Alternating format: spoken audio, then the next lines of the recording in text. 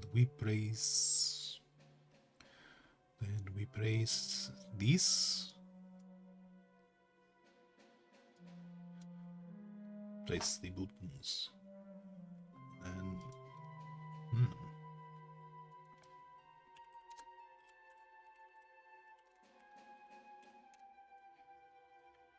Okay. And now YouTubes. I'm just going to turn the YouTubes off again.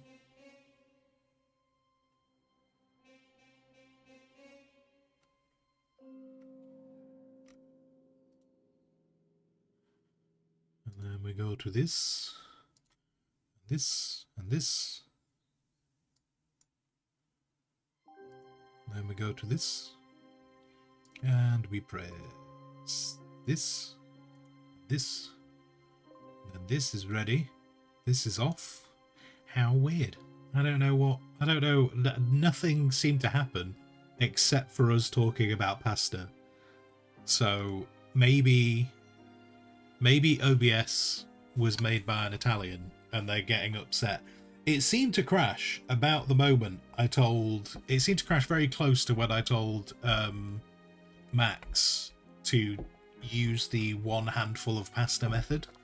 So maybe Max used his elite cybersecurity skills to hack my internets, and he stole all my RAM just for a second, and I think that's what happened, and so it's all Max's fault. Okay, cool. Glad we got that resolved. You know, and I can't really blame him. I understand that he was very upset about what we were saying. You know, we stole the pasta quantities, so he stole my RAM.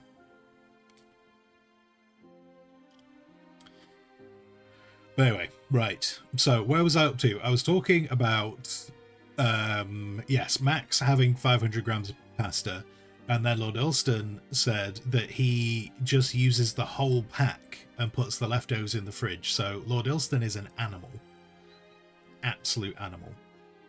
Ambro has confirmed that there is no such thing as twirly spaghetti. So there you go. A little bit thumb to pointy finger. Thumb to pointy finger. Thumb to pointy finger. There you go. Thumb to pointy finger, the amount of pasta. I don't understand how this measures your pasta.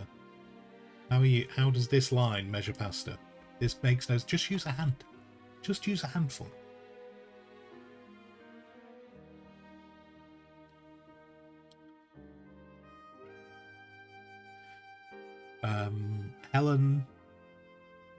Helen has gone full mum. 500 grams feeds a family, but there isn't often leftovers. There you go. Got to feed the family on 500 grams of pasta. I'd have to go and look at a packet. I'd have to go and look at a packet of pasta. I can't even think how much 500 grams is right now. But if it's how much I think it is, like 500... I mean, do you know what the thing is as well? When we buy pasta... Well, it depends. When we buy spaghetti... we buy packs, which I can't think how much they weigh. But when we buy other pasta, we buy 5 kilo bags. So I couldn't... that kind of throws me off on exactly how much 500 grams is.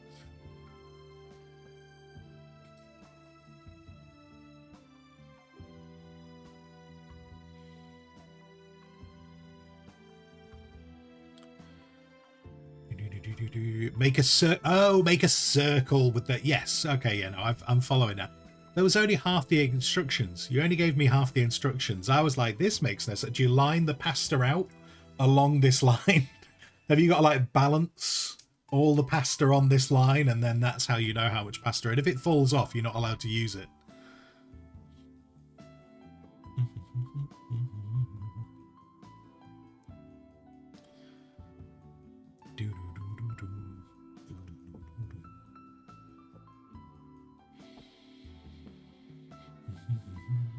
It's meant to be 75 grams per person. I'd have to look at how much I measure out. In fact, Joe, I'm curious. I'm curious how much my handful of pasta, I wonder how much that weighs.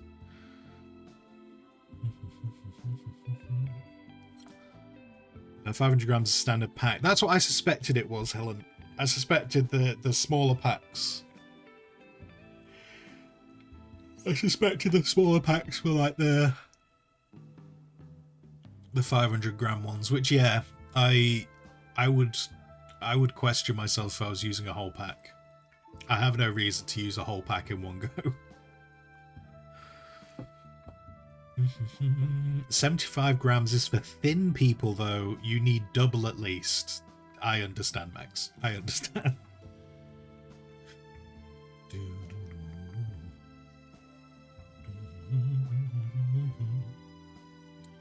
A little bit instructions. You figured it was bloody obvious. Well, this just shows a little bit that you have not had to write instructions for enough people in your life. As somebody who has had to, on many occasions, write instructions and guides and stuff as part of their professional life, I can tell you there was nowhere near enough instructions there. I was ready. Like, I mean, trying to balance the bits of spaghetti on my finger just to see if there was enough. And don't even get me started on shells. I'd probably only, at best, if I was super good at it, I could balance maybe 5 shells on my finger, but I think they'd keep falling off. I think they would. I think it would go terrible. And then the spirally pasta, they're not quite as wide as the shells, so I'd probably be able to fit maybe 7 of the spiral pasta, but doing it lengthways, so it goes like that. So it's go like that, not like that, because then it'd only be about 3. But yeah, there we go.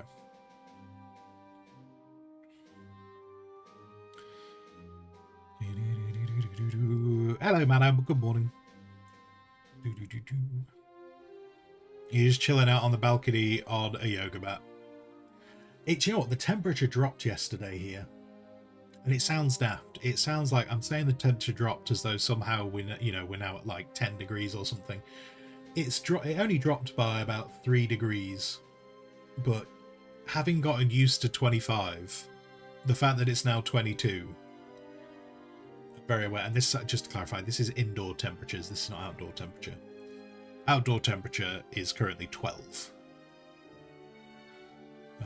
Apparently we have poor air quality tomorrow. That's exciting. There you are. But it's only moderate. It's not...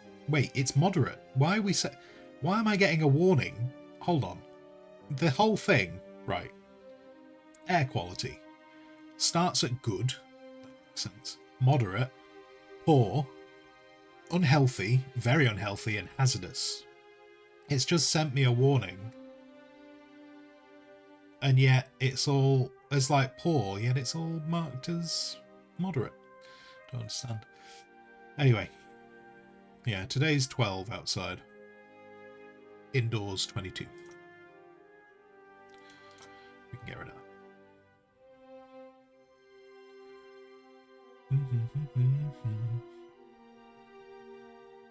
that. A little bit in the pasta shapes, a handful per person, about 15 handfuls for a teenager. Yeah.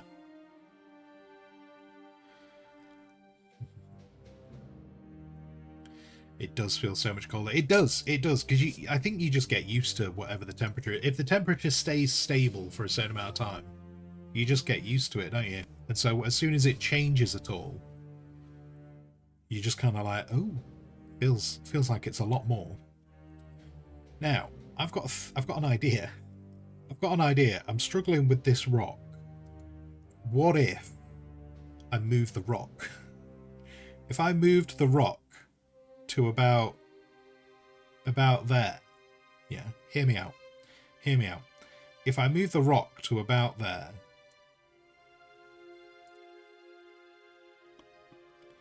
then we'd have to move Muad'Dib. Muad'Dib's back there, right? Muad'Dib's back on the rock. It's alright, don't you panic. Muad'Dib's staying. Then I have to figure out less of this rock on the right hand side. Yes. And then we can just have some other rock. This rock we'll put down this way a bit. And that'll be alright. And what we'll do, we'll also make this rock. We'll make this rock. We'll make rear tactical rock can be a lot darker. And that'll be okay.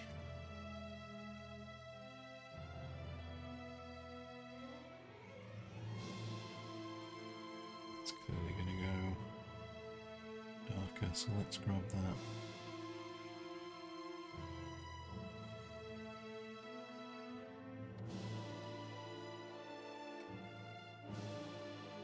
See any of that? Let's grab that out to there. Now why? Where's that? What layer are you on? Are you here at all? You are here. How are you above this? That makes no sense. That makes no sense. What I want to do is I want to make this even darker. Maybe out there. Why does that feel like there's something over the top of it? But I don't know what is over the top of it. If I take that away... Oh, it's whatever this is. Hold on. Are you... Oh, it's a thing. There's a thing. There's a thing I need to get rid of. Look at all that. Look at all that from all the smudging before. Let's have less smudge. Less smudge. There we go. Tidy that up. Tidy the rock up.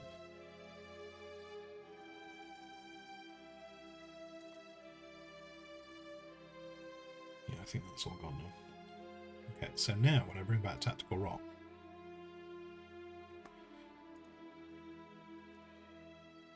that's better. That's better. Okay.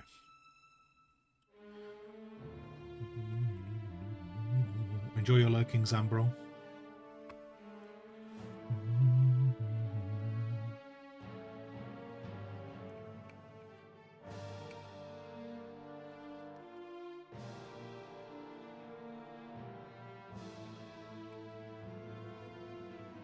Oh, where are we? There we go.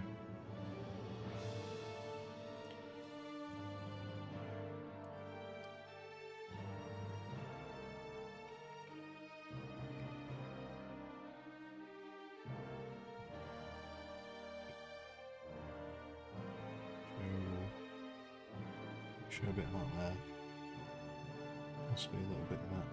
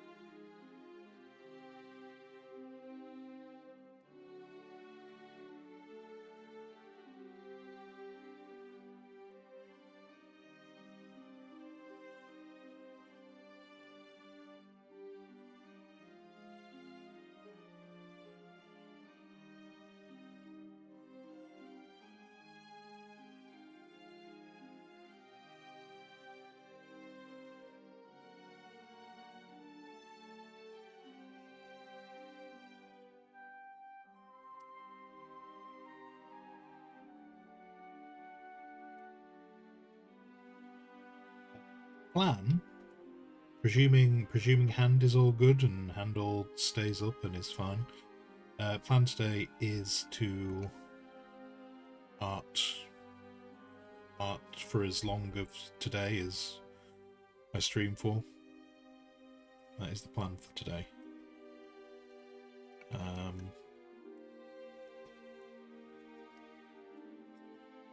Thursday's hand issues. Fortunately, cheeky. Seem to go away pretty quickly. After I put the hand support on, so that was good. That was good.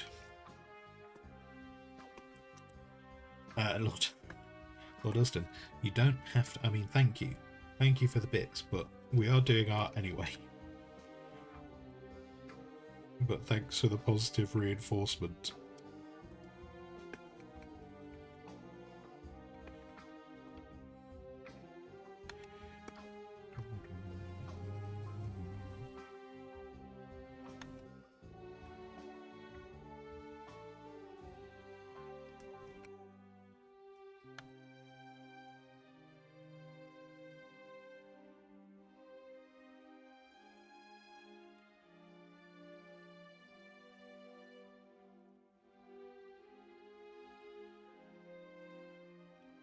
So I'm just going to use that bit of tactical rock just to extend it out a bit. Maybe even a little more. Kind of tempted to squash it down a bit though, just to bring it lower. If I did that, how would we feel about that?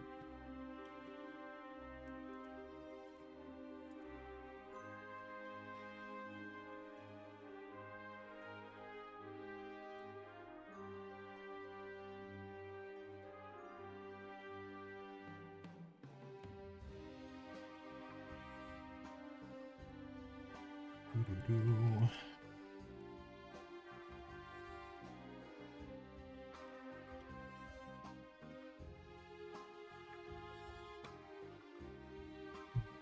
And then this side could do with being a bit darker.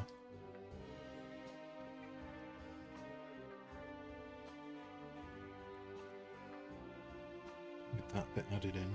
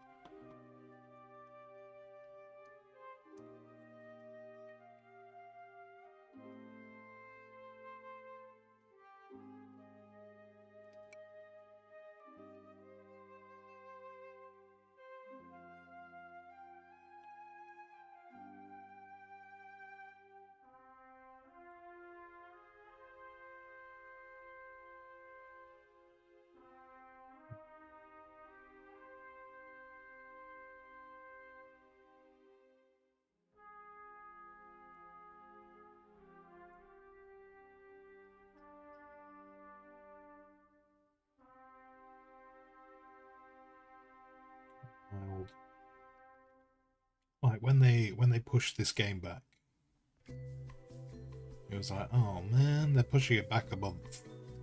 Like just looking at the date, looking at the date today, it's like, oh, we're only like 2 weeks away.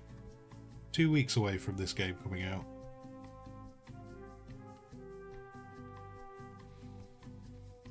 I'm a bit excited. But I'm also trying to temper it. I don't want the hype to destroy. But when I say the hype, I'm talking about my own hype, because I know plenty of people are not interested in this game. This is purely self-motivated hype.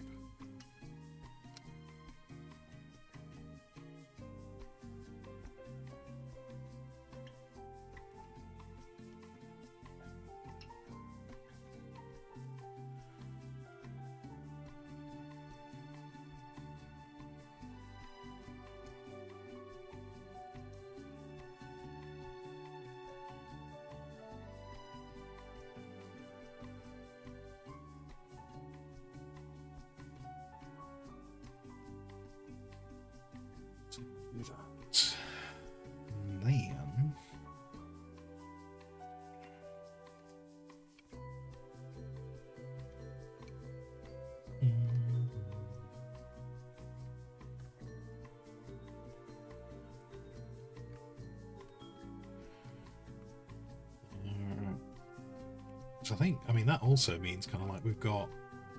I was talking to Rook. I think while Rook wasn't that interested in doing the beta weekend with just kind of like the view results and stuff, he is still interested in doing the game when it comes out. So that's cool.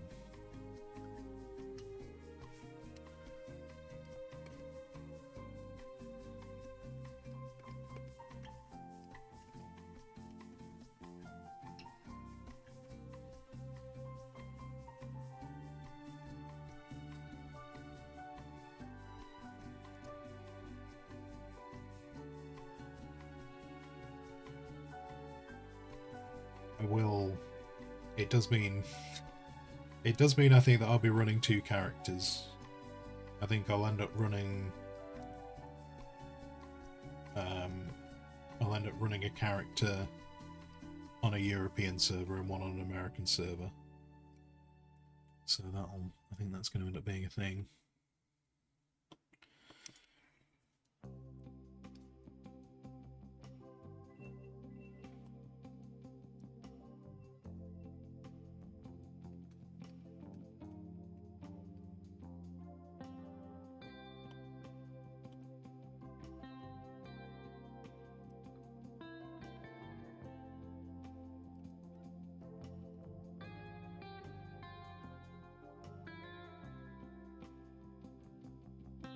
Then I'm not sure exactly how I want to do it, because I want I think I said to you guys, when the game fully comes out, I'll do more of a playthrough, you know, where we watch all like the cutscenes and stuff.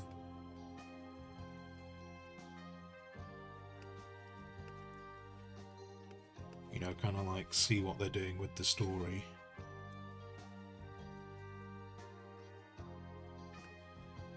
And I think I'll probably do that with the character I do on this channel.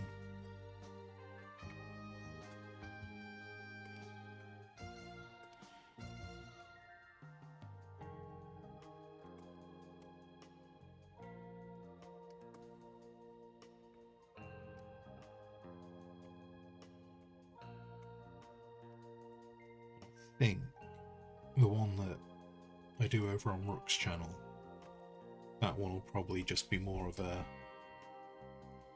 just like having fun, just like doing you know, and I still plan on doing builds over here because I want to do builds that then possibly go on YouTube.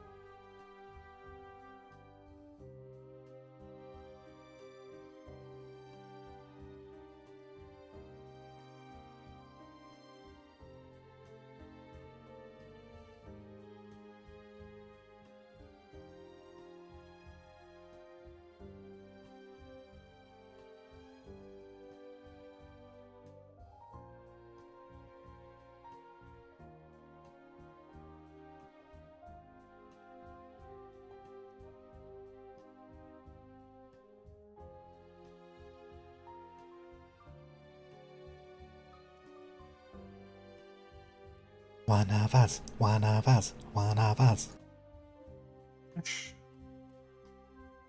Thank you very much for the resub. 3 years. Yeah. Indeed. Indeed. Agreed.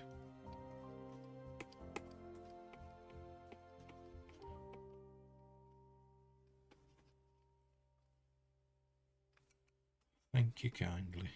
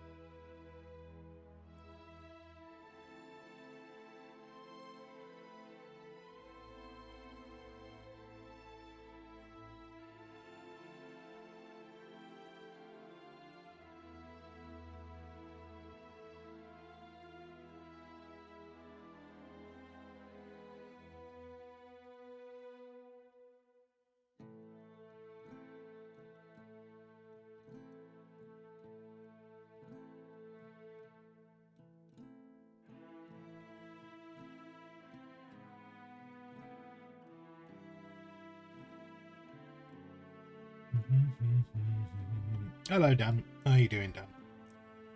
How's it going?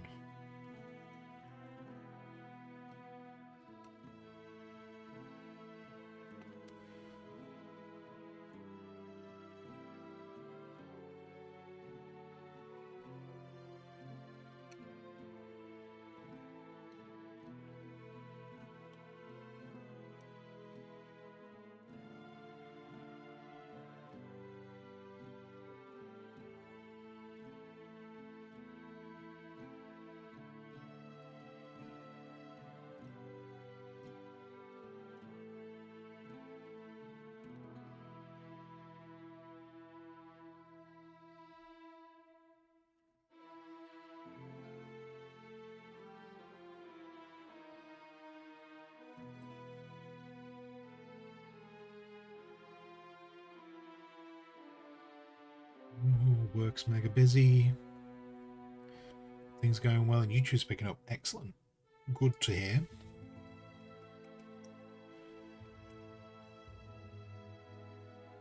Work being mega busy. Sometimes that can be in a good way. Or is it just that... Because like sometimes if work's mega busy, then work goes really quickly. But equally if it's mega busy, then I get that it can also be stressful. Which one is it? Is it making the day go faster, or is it just people pecking your head? But yeah, good to hear that YouTube's picking up. Go become YouTube famous, Dan.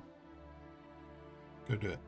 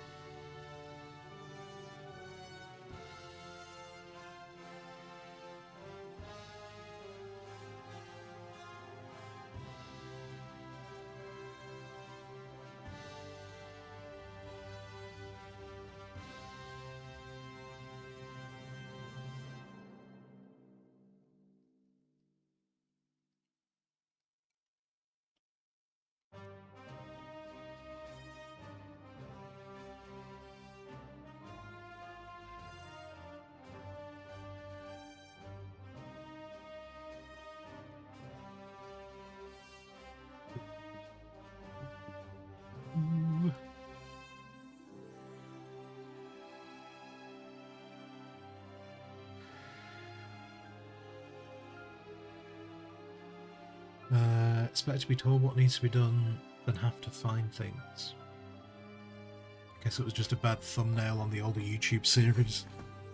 You were thinking interest was dropping off on your low effort videos? Thankfully not. Oh, so you just changed up the thumbnails and it's worked out better. But yeah, so you're saying it's better to be taught. So you're getting help. You're getting help from something then to tell you where it's dropping off, or not dropping off, as the case may be. Right.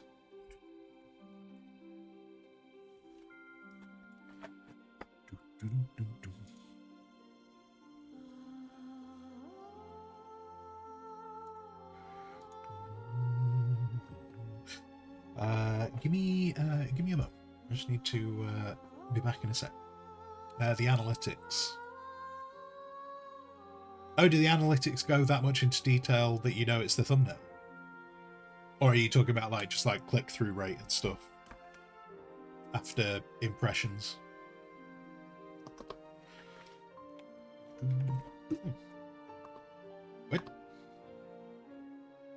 Wait, hold on.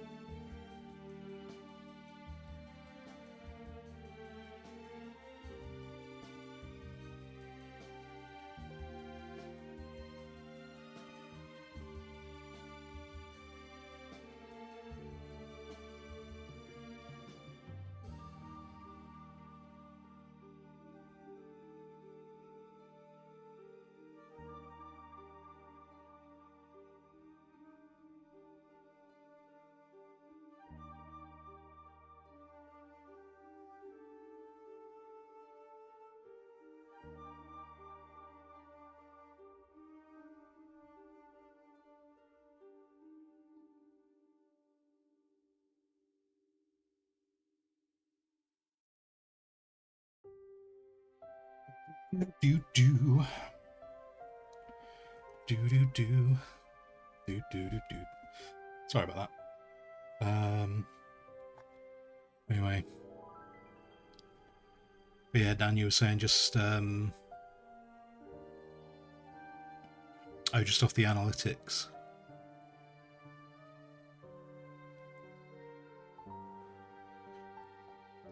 Oh, I see what you. So like the current videos are using a different thumbnail and they're getting more traction.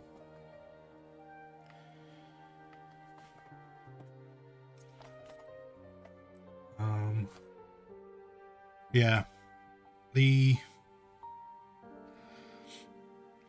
I've not really used YouTube enough to follow that kind of stuff.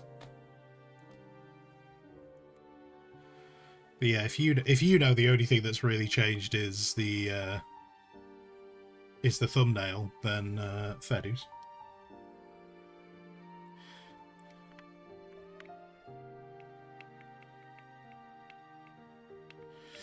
YouTube does one thing that annoys you though. It assigns the money for someone becoming a member to the specific video they were when they became members.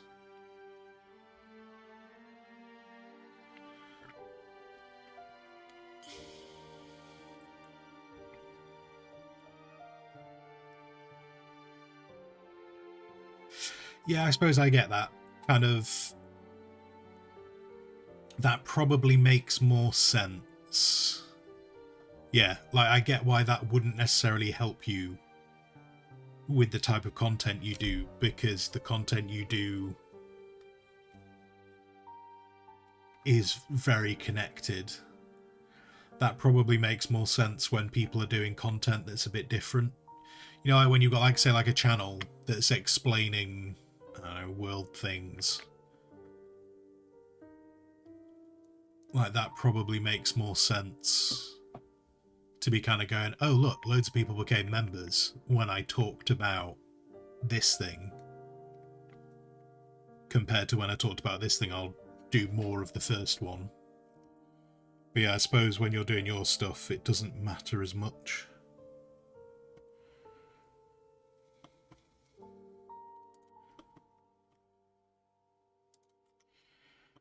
But on the, I mean, look on the bright side though. Got members. Take the positive that you have members. There you go. Just look at that bit. Don't worry about the other bits.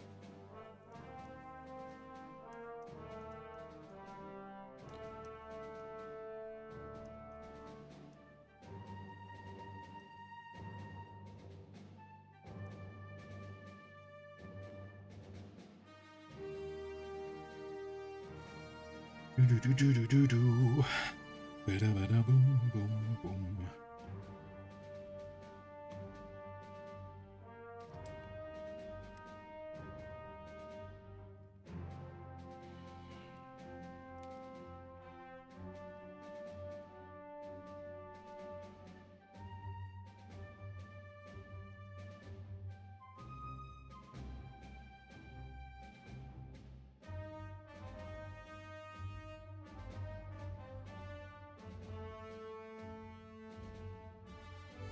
Hello, sponsor. Wait, you are...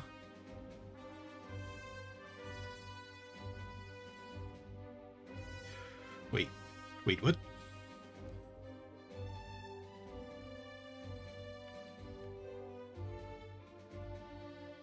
You got an Italian iced tea, but you don't think you'll get another Italian iced tea for a while. Is the place where you go to stopping doing it.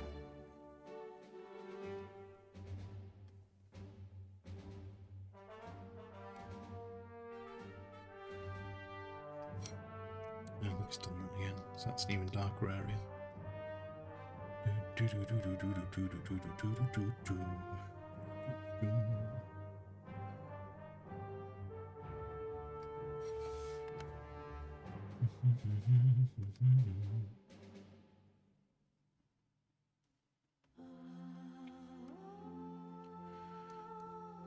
You made a scrub tier. Maybe, Dad. Mate, here's just a suggestion. Unless this is the type of, maybe this is the type of people who watch your content. But Dan, maybe don't call it a scrub tier. Unless you're maybe the people watching the content have got a bit of a humiliation thing going on. I don't know. But maybe don't call it scrub tier. Maybe call it something else.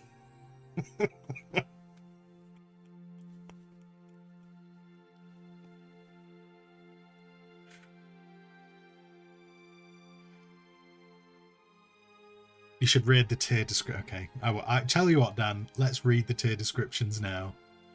Let's go into my. Oh man, you don't show up. Wait, okay, 1, 2, 3, 4, 5, 6, 7. You don't show up in my most recent 7 content. People. Wait, Dan, when did you last put content out?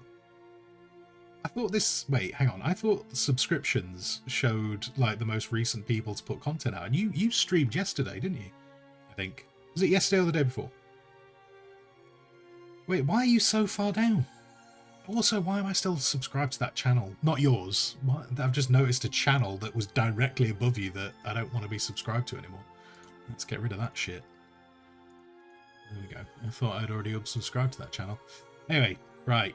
Dan. Let's see Dan's membership tier levels. Okay. Okay, so Dan, for everyone who wants to support Dan, you do daily videos. No, that's what confused me, Dan, because you didn't show up. I expected you to show up way further up my subscription list because you have regular content, but it was quite far down, and I don't quite know why. Anyway, so you have your 99p a month horned rat followers, indeed, yes.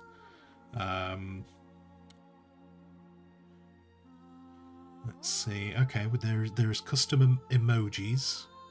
Oh look, there's a little crystal one, isn't there? Look at that.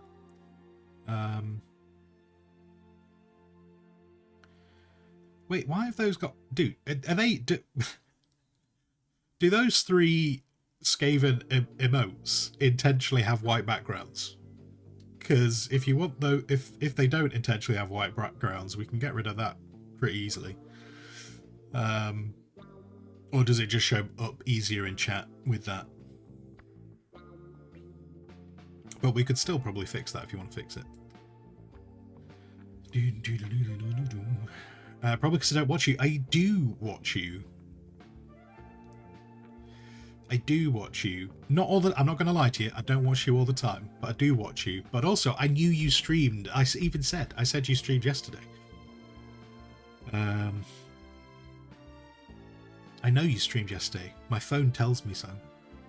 Anyway, right. So you've got Horned Rat followers for 99p a month. You've got Giant Rats. Oh, wait, hang on. So what does a Horned Rat follower get? You get the emotes, yeah. And then you get early access to new videos and reduced ads. What do we get? What do we get if we become a giant rat? If we become a giant rat, priority reply to comments. Well. Giant priority response to comments. Members outro scene. Yeah. Alpha will give you moral support. So does Alpha get some of that $4.99 a month? Community improvements. How vague? How vague? What does community improvements even mean? Doomflayer, early access to new videos, member shoutouts, invitation to exclusive community events for $8.99 a month. For $17.99 a month. You're so old, aren't you? You're so old because you're still using the I'm gonna do a penny under. We come from a certain generation, Dan. And that generation is the generation that's still like, hey, if we do 99, it makes it sound so much cheaper. Discounted merchandise. Fellow streamer support. Review request in a style of choice. Sponsor specific content for consideration. I don't even know what that means. But okay. And that was as a Doom wheel for $17.99 a month. Plague Furnace, $29.99 a month. Sponsored cosplay. Whoa. Hold on. Skaven Dan D&D experience. Wow. Unique Discord role. I see. And then, what the hell is this? Please tell me, Dan. Please tell me that someone is subscribed at this tier. I don't need to know who. Unless it's you. Unless you subscribe to your own content. I don't need to know. Obviously, don't need to know who it is.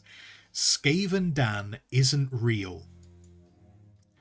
The top membership tier for £439.99 per month. Dan will disappear for a month. Who will disappear for a month? What? What even is that tier? But I mean, if you disappear for a... Right, hear me out. If you disappear for a month, does that mean you have to refund all the other tiers that are expecting monthly content from you? Do you have to cancel the other ones? Does that have to happen? Like, is that how that works? You have to cancel all the other ones because you can't fulfill their perks because you disappear for a month. The only thing I want to know about that top tier, Dan, is why 440? Why is that £440? I'm intrigued. Like, how did you come to that figure? Why not 450? Yeah. I'm sure when one of my YouTubes gets monetized, I'll have a delightful time with membership tiers.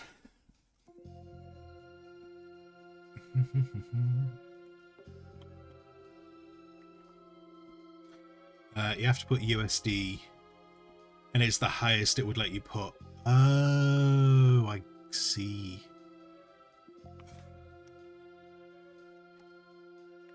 So is it like 500? Like, if I converted that, is that like $500?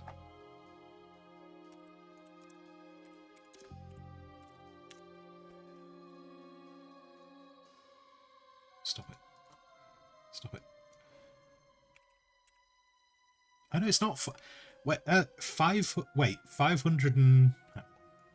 They're exactly what you've put. $439.99. Translates as $588.97. I still don't understand that amount. I suppose when the dollar and the pound fluctuate, maybe it's like it's $600 is the tap out for YouTube. Maybe that's what it's about.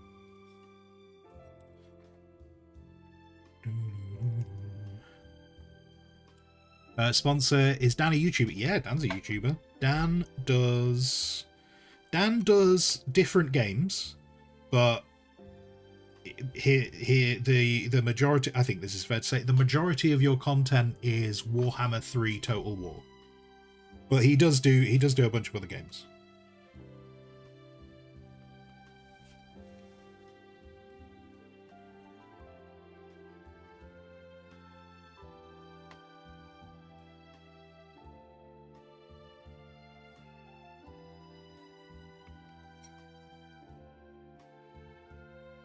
Why you should become a YouTuber. If only I had the will to edit videos. But I don't.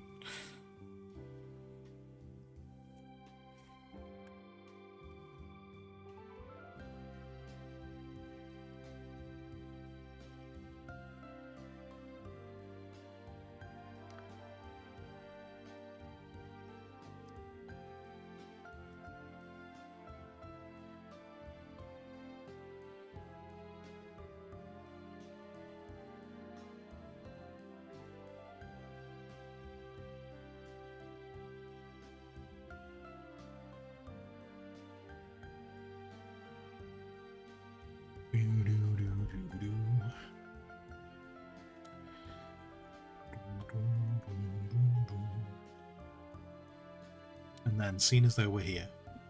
Seen as though we're here. I'm guessing they've probably stopped being viewed. But what did those two shorts tap out at? Apparently I have more subscribers. Wait, where did I get more subscribers from? What? I have more subscribers. It's very exciting.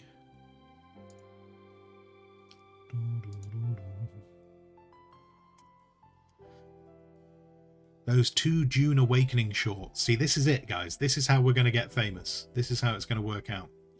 Those 2 June Awakening shorts.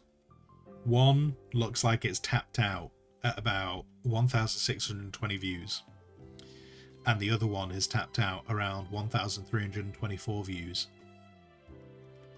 I think they are my... I think, in terms of shorts, I have one other short that has performed better, I think, and that was a Timberborn short.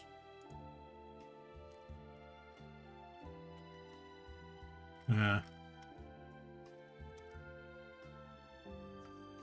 But yeah, just looking at that, if just having a quick glance over the different shorts that I have,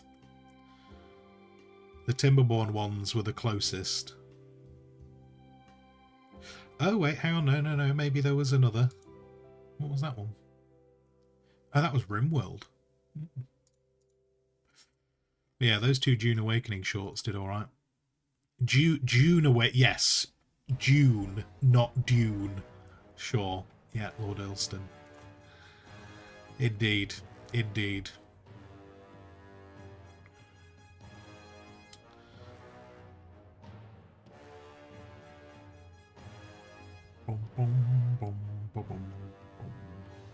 Oh wow!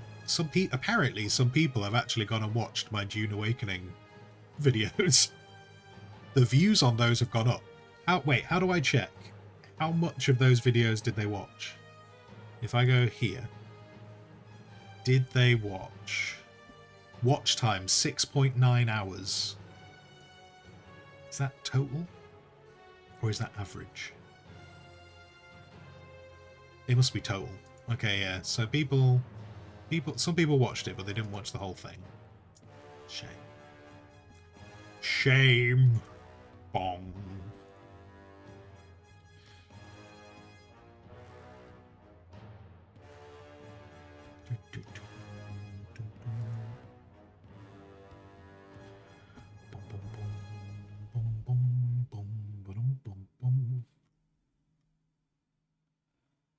Yeah. We're going to move on from this playlist. Oh, there is some... Okay, that makes more sense. There is a lot of duplicated things in this playlist. Let's flick over there. Let's do that. Lord Elstone, exactly how short are these shorts? One of them was 43 seconds. And one of them was a crazy 1 minute, 1 second. Which is too long for a short. Really. People will have scrolled past that one. I'm sure of it.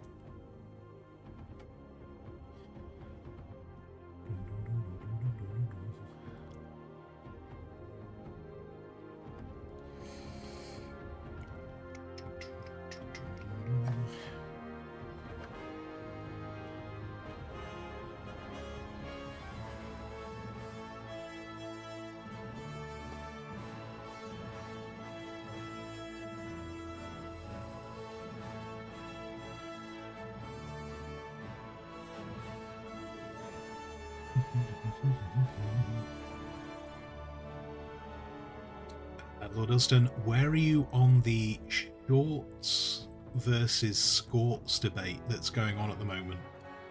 I am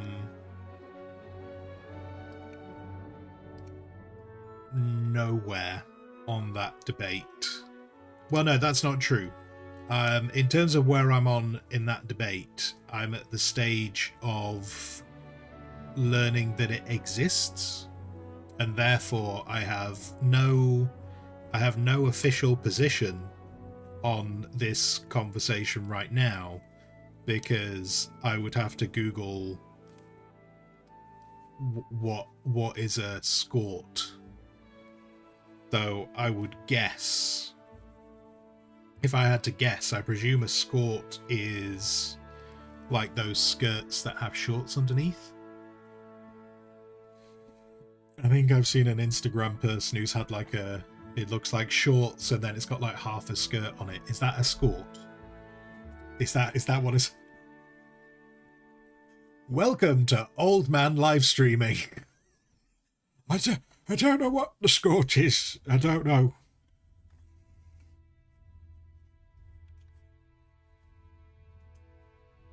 But yes, I would have to Google what a skort is. And if that's what they are, do I need an opinion on it? Is it a contentious issue? I don't really. What's the debate about? How is there a debate on this? I'm confused. I'm in a confused situation. I don't think I hold any official position on this thing.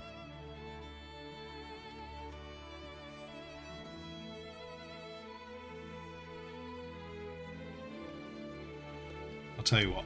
Just let's remove ambiguity.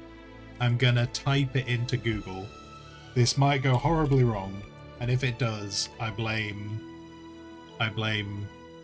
Lord Elston.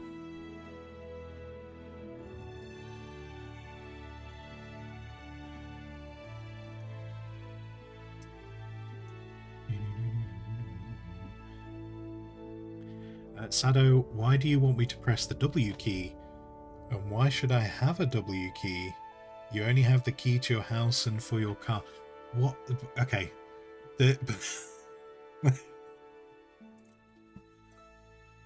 Sado, are you halfway through a conversation there, old man stream?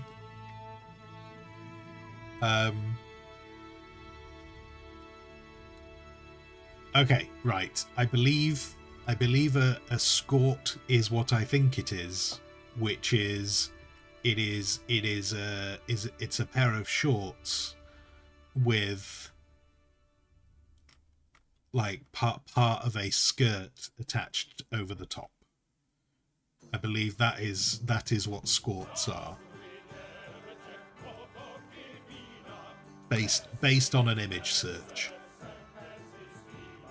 And I believe I've seen someone wearing some on Instagram, and I believe I have seen people during the Wimbledon tournament wearing them during the tennis. I believe I've seen skorts in tennis as well. So there you go. I don't know, but I don't know what the debate is on them, and so I think ultimately, Lord Elston, I don't really have strong feelings on skorts. I don't know if this is the incorrect answer. Maybe it is, but I don't think I have any strong feelings on skorts. And if yeah. So what's the debate? What's the debate about skorts? Like, surely it's just, are they comfortable? Yes. Wear them. Are they comfortable? No. Then don't wear them. I don't quite know how the debate goes beyond that.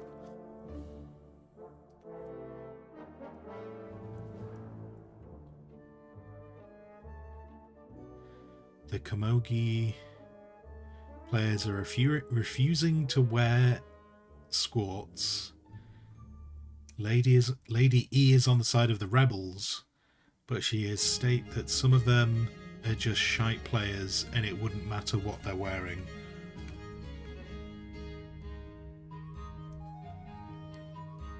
Right.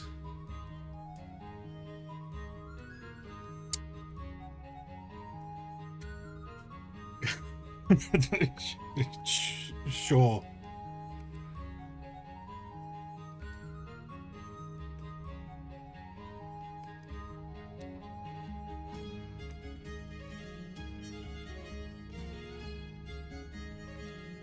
So I take it, do the players just want to wear shorts?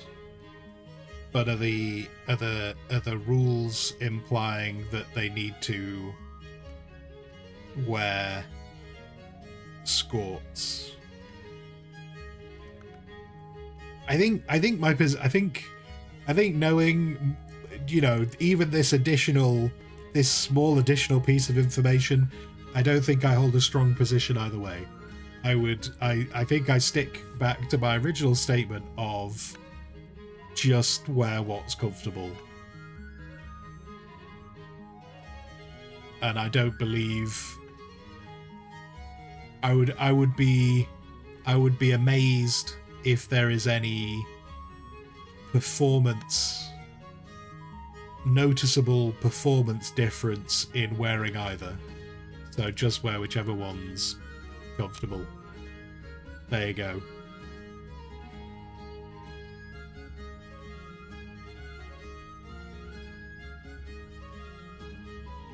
Welcome.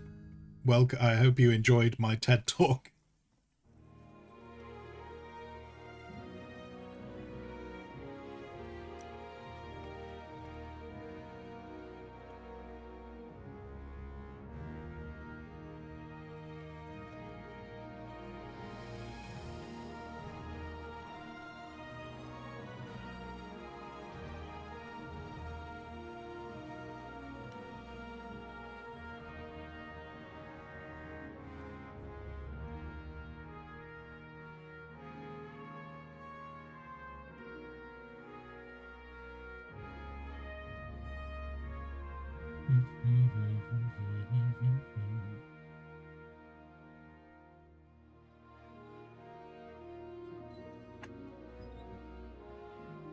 Is that a gerbil? It's a Muad'Dib.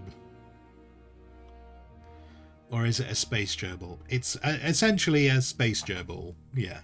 Or, well, it seems relatively... It seems to be quite heavily based upon the kangaroo mouse, which I think you pronounce the name Jerboa. So it seems to be quite based on them when you see a picture of them. But in terms of space gerbils, I could accept space gerbil as well.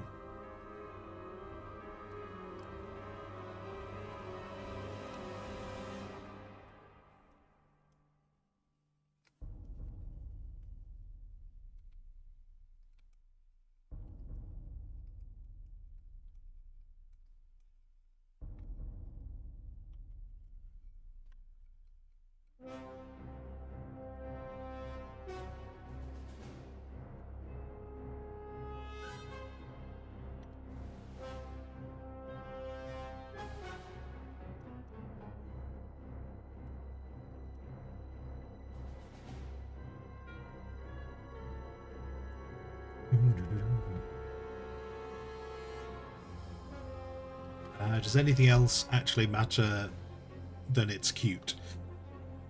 Probably not. Probably not really.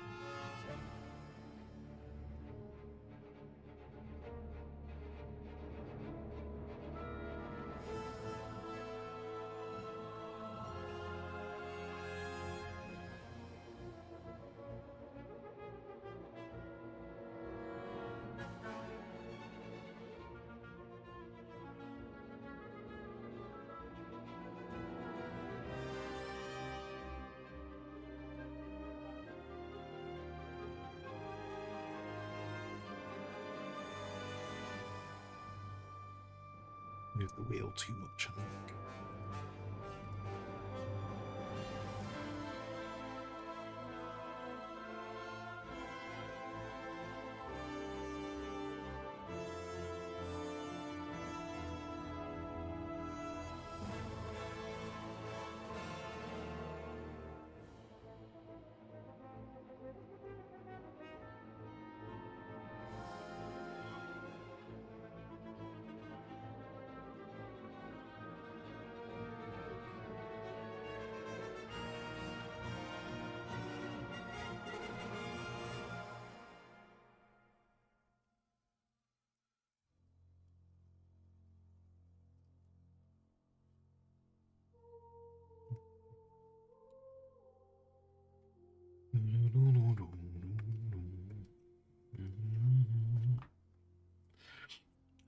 Squire, what's your opinion on puns?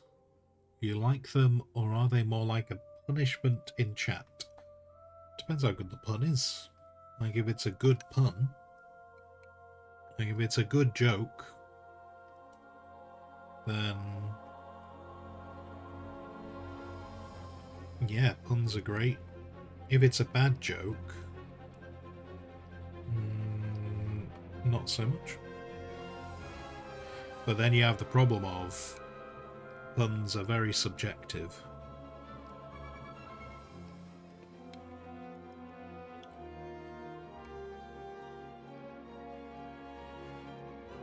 So what someone finds funny, someone else will not necessarily find funny.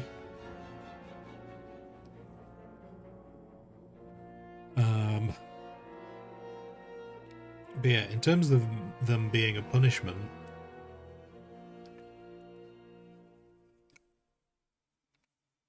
I don't know if I'd say... I mean, puns... I think puns would have to be really bad if they were to be a punishment.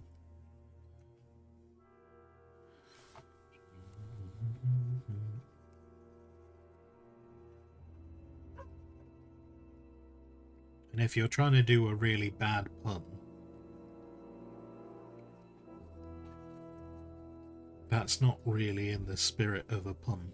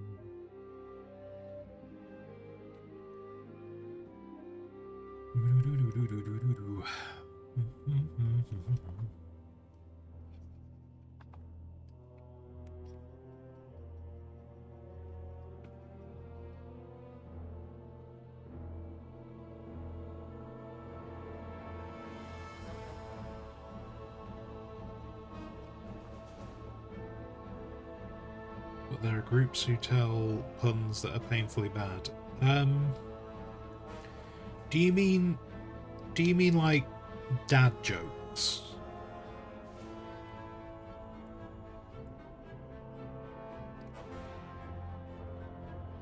Like, when people talk about the term dad jokes, is that what you mean when you're saying like bad jokes, or are you referencing something else?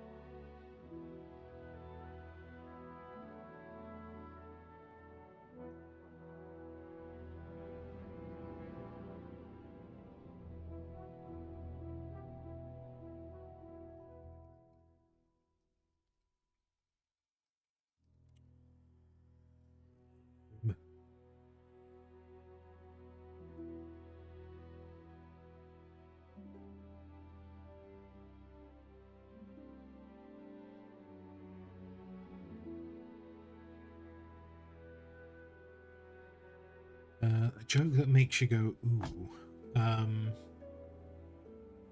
Wait, okay, so ooh could be... Ooh could go in different ways. Like that's not... Do you mean like ooh...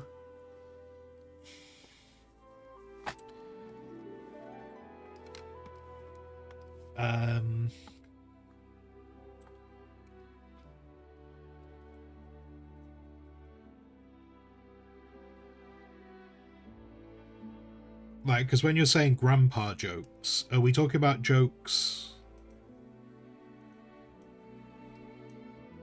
Are we when we say jokes that are bad, like painfully bad? Are we saying? Are you saying jokes that would? Okay, are we talking about jokes that would be offensive, but they weren't back when like your grandpa would have said them? They weren't like seen as offensive.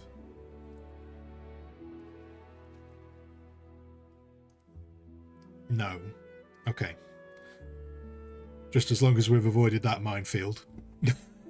as long as that's not the route we're going down, then this conversation can carry on.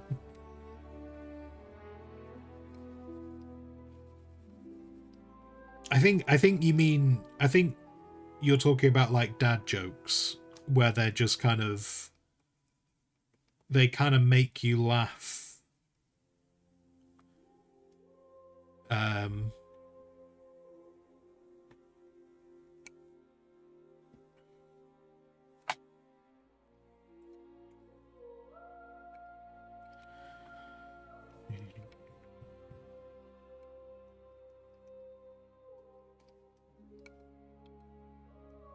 Right, I'll tell you what. Let's if we're not going down that route, then that's cool.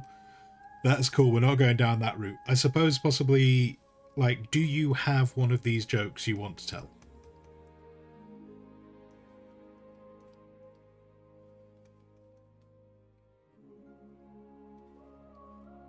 Or let's grab a...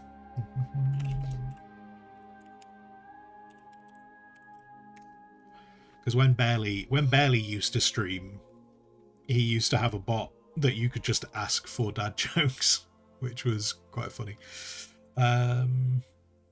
All new dad jokes for 2025. Okay, so the types of jokes I think you mean. Types of jokes I think you mean. Let's go for the ones that apparently are new for 2025. What kind of shoes do frogs wear? Open-toed sandals. There you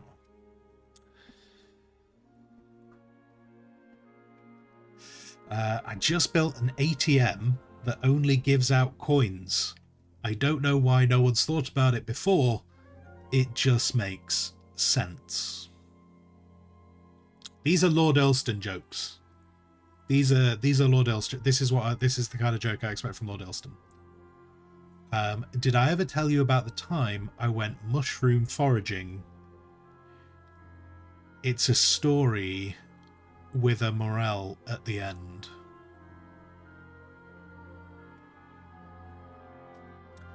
What happened when two slices of bread went on a date?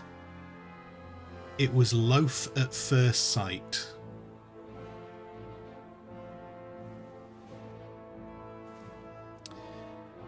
Why do crabs never volunteer? Because they are shellfish. Morale, is that a kind of shrew? Yes, Sado, yeah. Yeah. I had a quiet game of tennis today.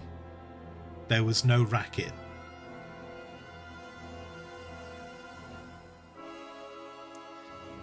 What's a shark's favourite saying? Man overboard. That one's brutal. That one's terrible. What did one slice of bread say to the other before the race? You're toast.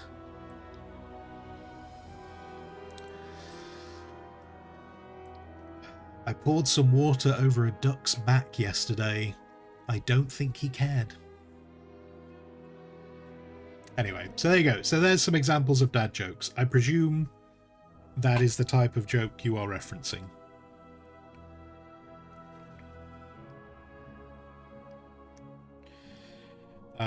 Dad jokes. Dad jokes are... I mean, they're funny by not... by...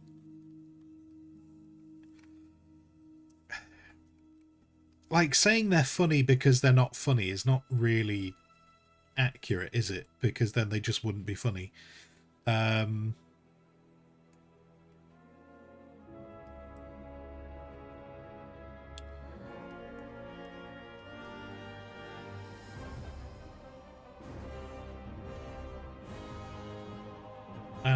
know. I don't dislike them. I don't dislike them, but I also think that, and this is partly why I just stopped telling them then, I think the humor runs out pretty quickly in terms of telling dad jokes. Like, I think if you overdo them, it really does get to a point where it's like, okay, we've heard enough now. That's probably where I sit with them.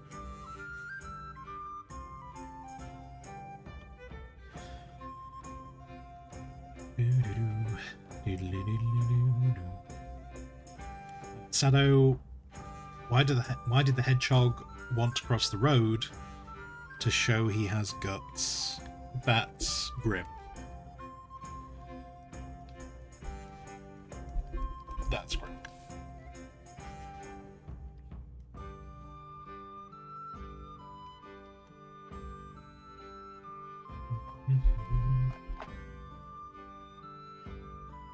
Growler, you like a good cheesy pun, but your cheesy puns are for mature audiences only. I see what you did there. I see what you did there.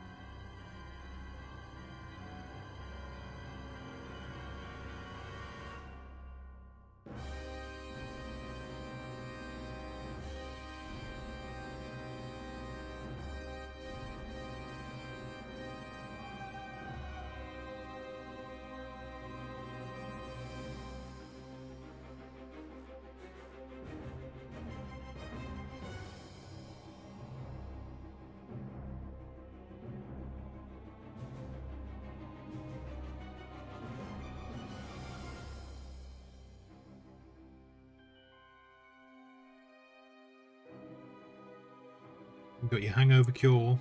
May it be swift and effective.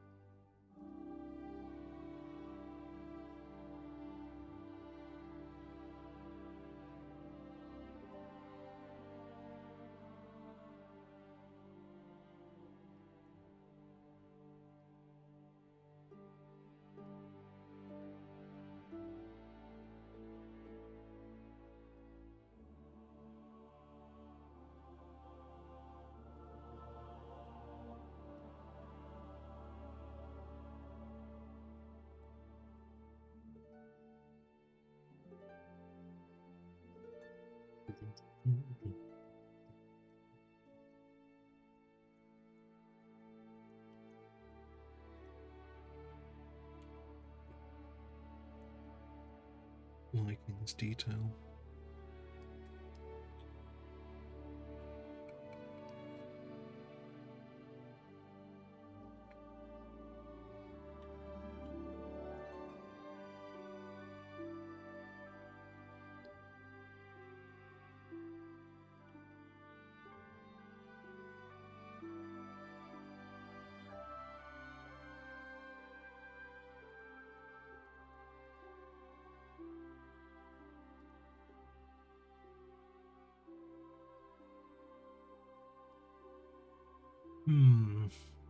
Let's hit save.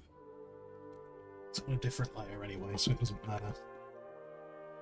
I can always get rid of it if it doesn't go quite how I want it to. Let's yeah.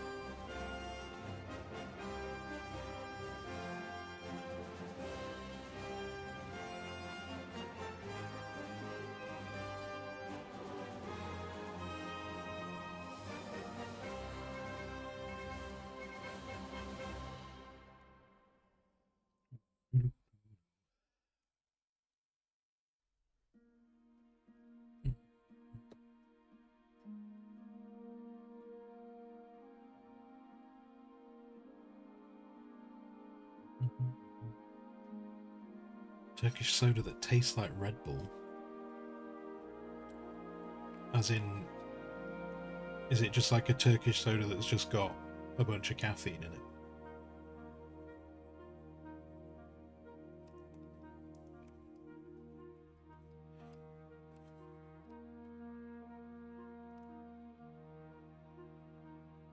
I'm intrigued. I haven't had Red Bull in ages. But I do kind of like the taste of Red Bull.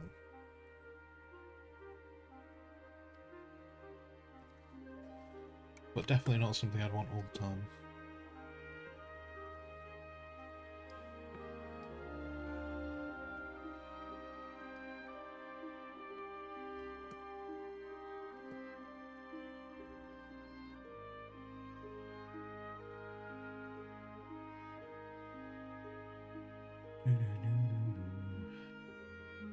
Liquid gummy bear. That's a very good description. Liquid gummy bear.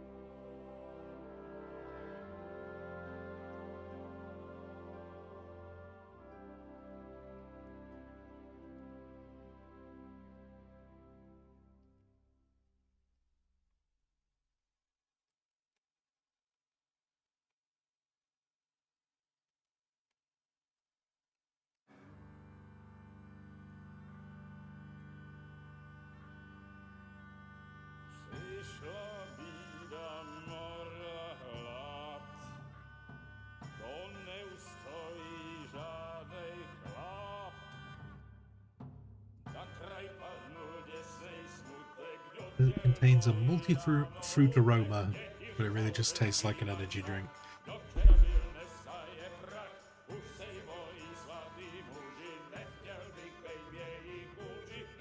suppose the problem with a multi-fruit aroma is, yeah, if you mix all of them together, they don't really smell like any fruit. What's the description? I wonder if like Red Bull has that description though. Like, does Red Bull describe itself as fruity? I've not read the description of that in a long time. I don't know if I've ever read the description of it.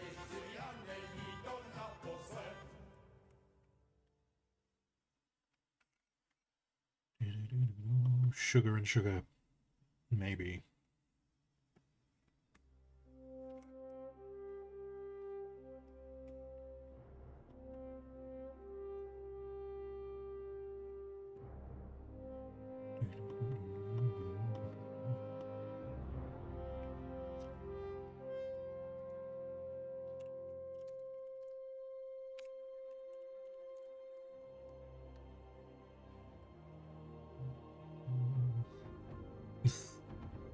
Sometimes I do enjoy looking at search engines and how they pre-fill.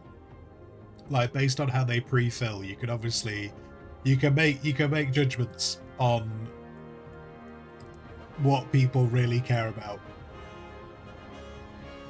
So I started typing is Red Bull, and the pre-fills available to me are: is Red Bull bad for you?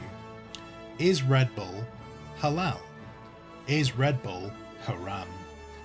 Is Red Bull vegan? Is Red Bull good for you? Is Red Bull bad for kids? Is Red Bull safe? Is Red Bull boycott? Is Red Bull fruity? Let's see, if I go with is Red Bull fruity. Oh, I've got caught up in the editions. Red Bull Yellow Edition offers the taste of tropical fruits. The Red Bull Green Edition offers the taste of Coruba and elderflower. The Red Bull Blue Edition offers the taste of blueberry.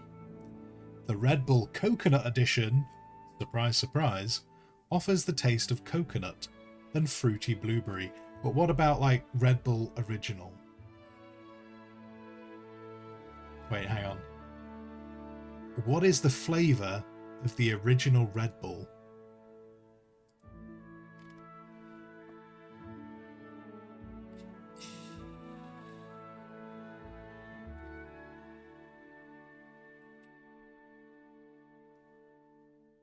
Let's see. Similar to licorice. However, others have speculated that the drink is more citrusy, calling to mind oranges and lemons. I don't think I've ever thought of oranges whenever I've had Red Bull, but it has been a long time. Red Bull's original flavour was supposed to be similar to cough medicine.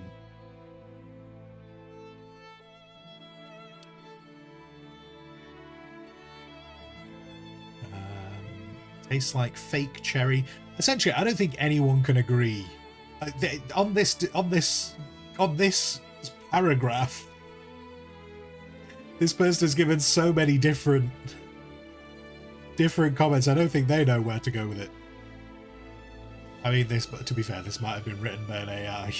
Solid chance, and that's why it's giving just an amalgamation of everyone else's decision.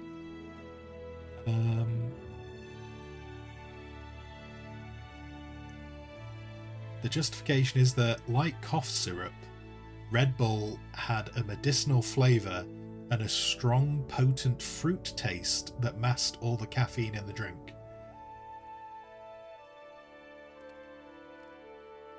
Right. I don't think we're any further on.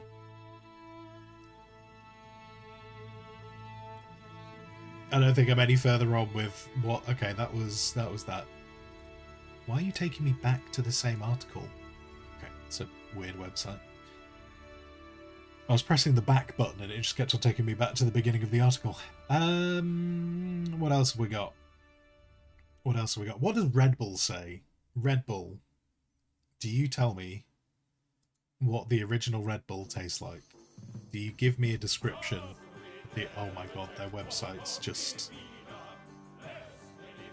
an animated mess. You gonna tell me what it tastes like?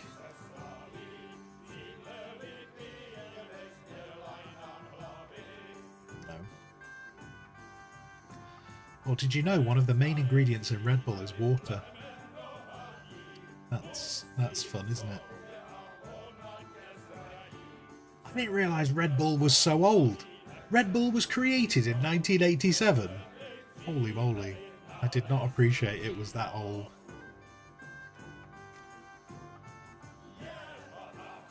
I thought like Red Bull came in like the early 2000s.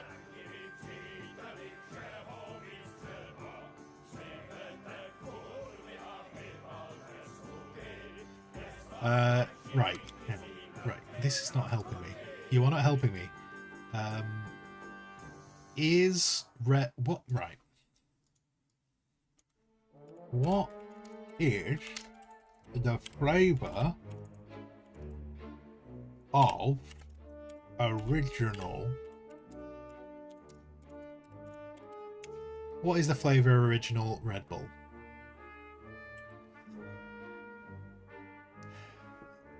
Sweet and slightly bitter with a hint of citrus is what they're claiming.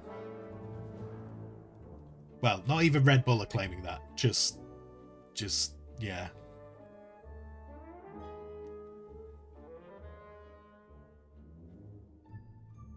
Just somewhat that was the top result. Sweet and slightly bitter with a hint of citrus. There you go. There you go. I don't feel like we're any further on. So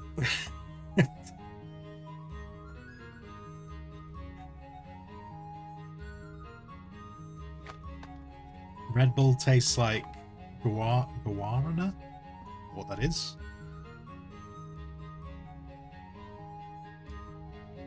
Guarana fruit.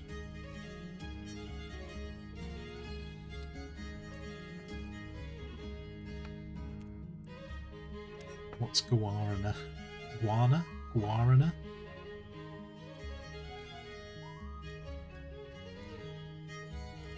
Tropical fruit native to the Amazon rainforest. There you go.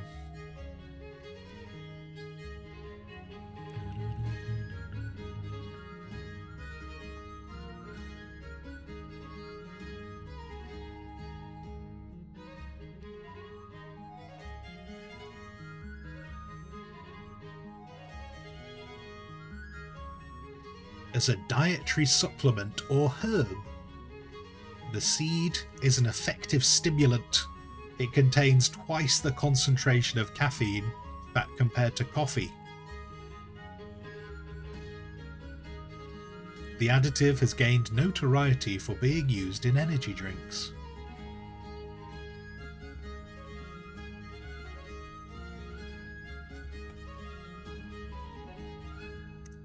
There you go. There you go. It's also used as a herbal tea.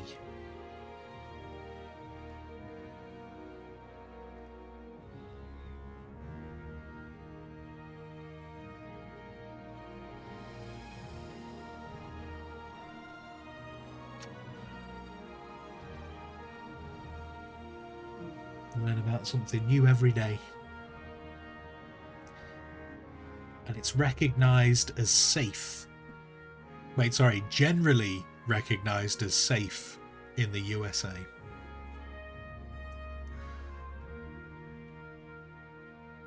Generally. Not widely, not always, just generally recognized as safe.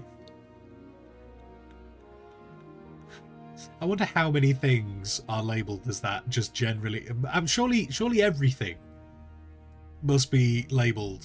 Like, everything in just food. Just all food must be generally recognised as safe, surely. Because if you have too much of anything, it's bad. Well, there you go.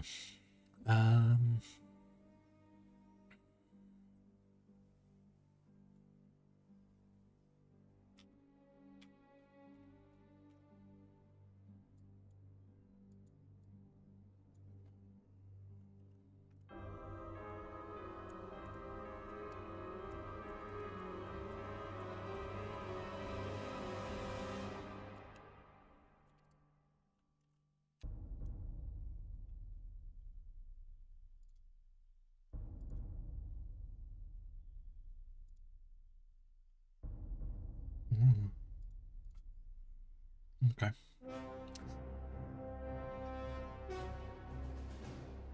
You got to be careful around it because it's only generally known as safe, yeah.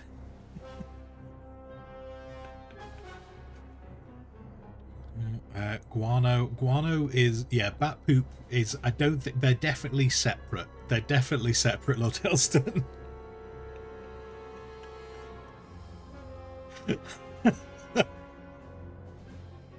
we're on, the spelling is definitely important, yeah.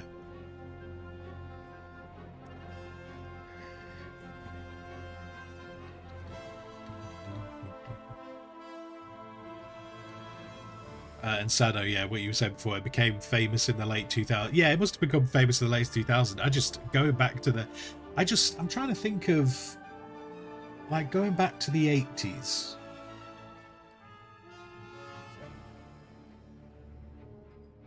It's just going to be an age thing, isn't it? Maybe, well, like, even going back to the 90s, I don't really remember energy drinks being, certainly in the UK, I don't really remember energy drinks being much of a thing in the 90s. Although, actually, wait, no, late 90s maybe.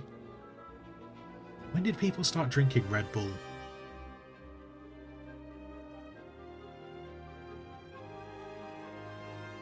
When did it come into the UK?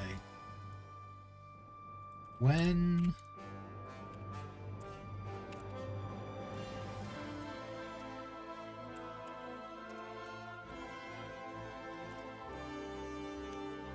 did it? 93. Yeah, maybe. Damn.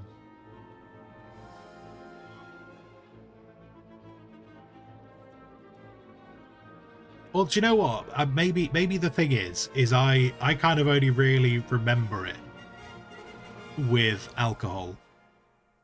Like, I feel like that was kind of when people started becoming aware of it with alcohol. So that's possibly,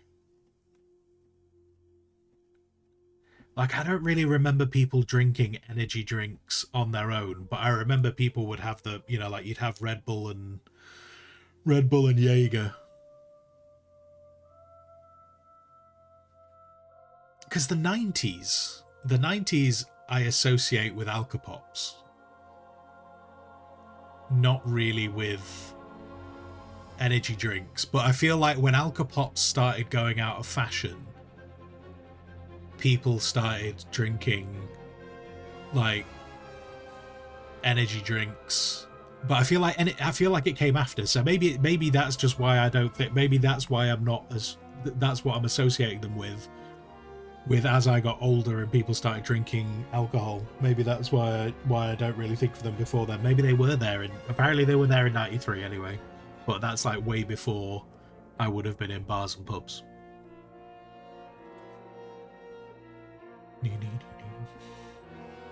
And then I remember drinking, but in terms of like just drinking Red Bull, I remember drinking Red Bull when I was working at the off license. So that would have been early 2000s.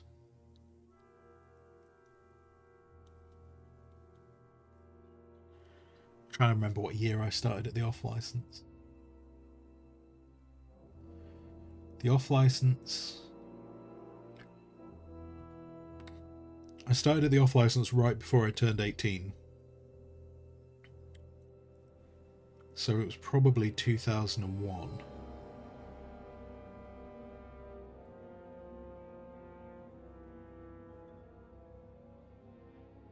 So yeah, 93 still seems really early, but then, I don't know. I just didn't really...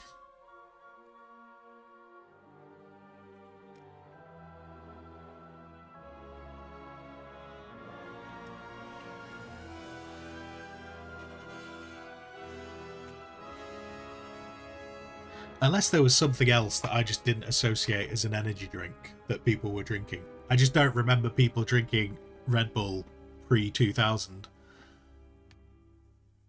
very much. But then yeah. Oh, anyway. Apparently it was 93 that it came to the UK.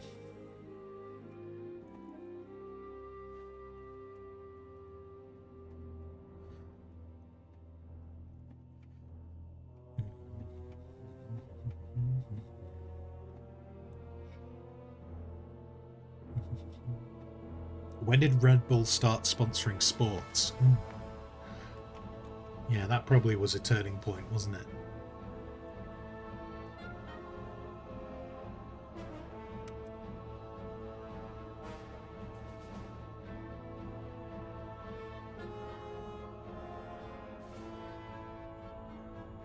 When did Red Bull...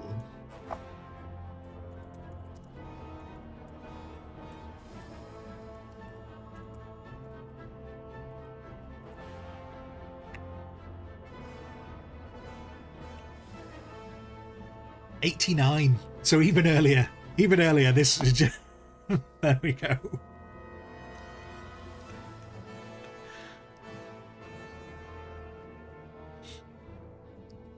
Doc, you think in the late 1900s? See, I hate the fact that rather than just saying the 90s, Doc is referring to the late 1900s. I'm not a fan of it being referred that way. Stop it.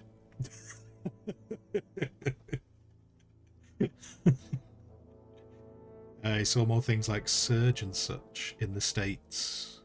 I don't even know what Surge is.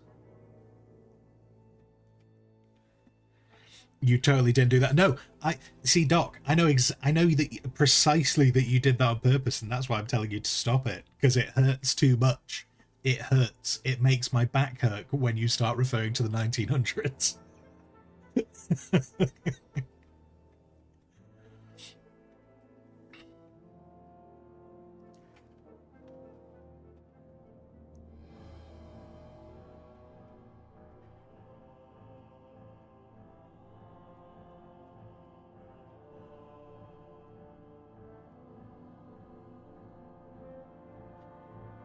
Early 2000 Red Bull was mega famous for sure. You remember they hired models going around Milan giving away Red Bulls for free. Max, do you remember the Red Bulls or the models? A lot of them were near the place where you used to work.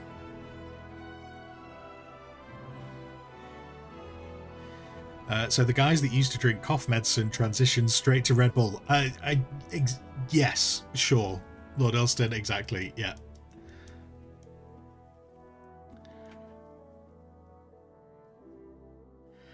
In 1989, Red Bull launched their athlete program with the sponsorship of Formula One driver Gerhard Berger. That's how I'm going to pronounce that exactly. Fuck off, Doc.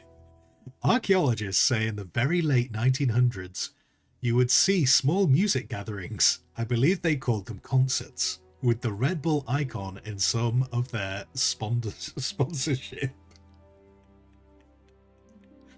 On recent archaeological digs, we can deduce at these concerts from the refuse left at the digs, we have found metallic cylindrical objects with the ancient Red Bull symbol on the side of them. Max, no bears dispensing Red Bull, a missed marketing opportunity.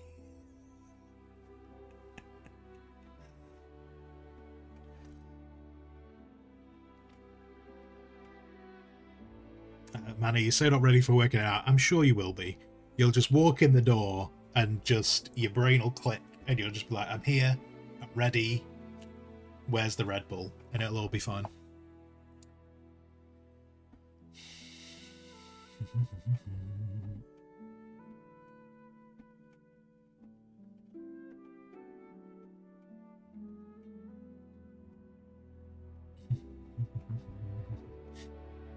You're dating yourself. You remember the band playing at one at the side stage? Doc's just like, I was there, man. I was there. You don't know. You don't know. I was there. Yeah.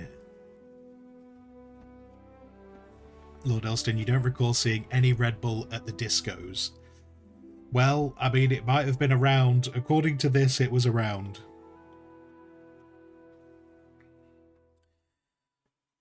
But yeah, apparently, yeah, anyway, according to this, it was there for a very long time.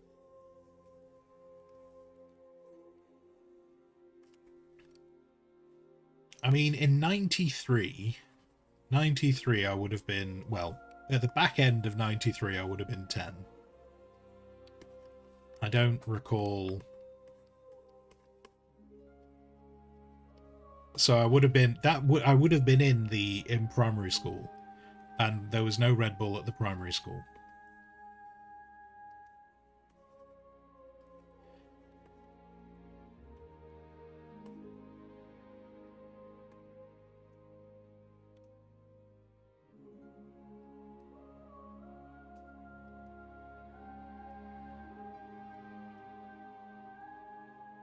I don't, yeah. Yeah, in terms of, I feel like it coming to the UK in 93 might be one thing, but in terms of it becoming a big, well-known brand in the UK, I feel like it would have been like late 90s.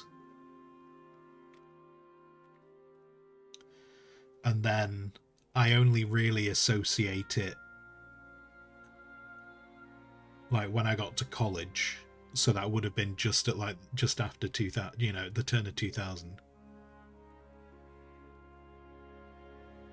And I feel like for my first interaction with Red Bull, I feel would have been drinking it with Jaeger, not like having it on its own, until I was in the off license. So there you go.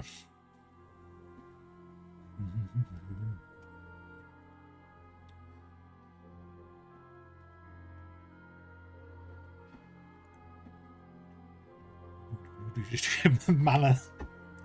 See, Mana, now I've just got visions of you just kind of like just pushing the door open to the bar, just kind of like going, poof. I'm here, arms outspread, and then just in some kind of like comedy movie fashion, just I'm here, and just falling forward. There you are.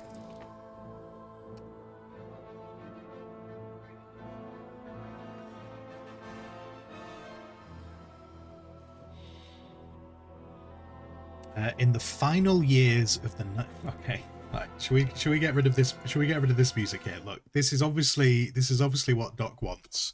He wants some kind of almost David Attenborough type description of these. He's putting effort in. He's putting effort in, and I feel obliged. Wait, if my David Attenborough voice, if that were to do, and here, wait, hang on, wait. And here we move through the forest. We find the Doc, writing a paragraph worthy of a documentary, and we shall oblige. In the final years of the 1900s, society thrived on chunky electronics and sugary elixirs like Surge. Youths worshipped pixelated pets, traded mixtapes via Napster, and chronicled life in Lisa Frank scrolls. Tribal elders feared a prophecy called Y2K, while villagers wore cargo pants large enough to house entire Discman altars. They communicated in glowing chat rooms, their laughter echoing through the land as lol. It was a strange, glorious era, forever remembered fondly by those known as the Millennials. What a fantastic time. Yes. As chronicled by the Doc of Holiday. There you go. Right, we can have the music back now. Marvellous. Very intense music to come back to.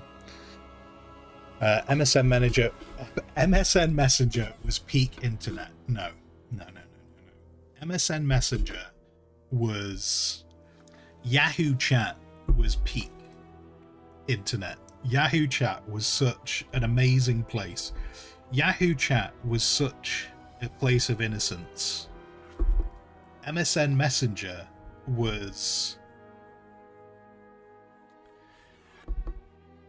MSN Messenger was where you felt like you were having the most meaningful chat. But Yahoo Chat was peak internet.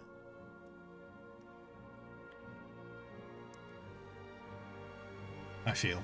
I would love to speak to the people that I spoke to on Yahoo Chat.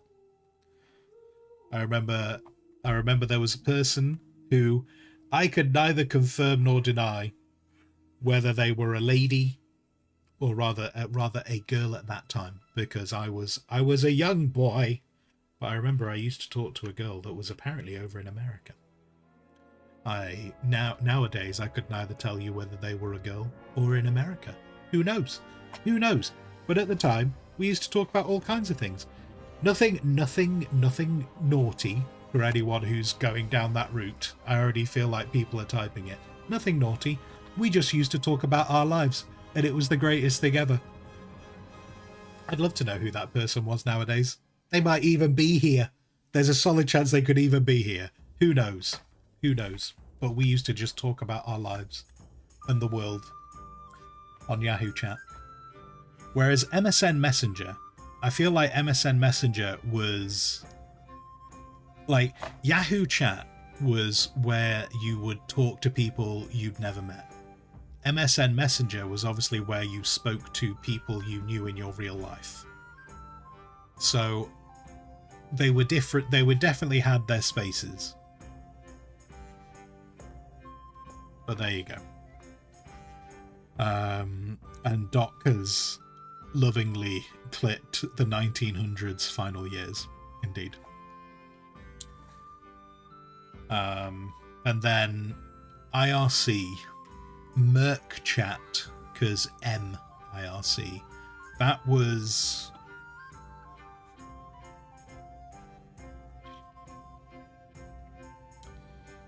Now, I'm certainly not gonna shit on people for using IRC, because I used IRC myself. But there was definitely an elitism to using IRC Like, it was the peasants. The peasants used Yahoo chat, and the peasants used MSN Messenger, and then Merc was definitely a hey, we're using Merc, which meant we were better than the common folk. And I remember using Merc.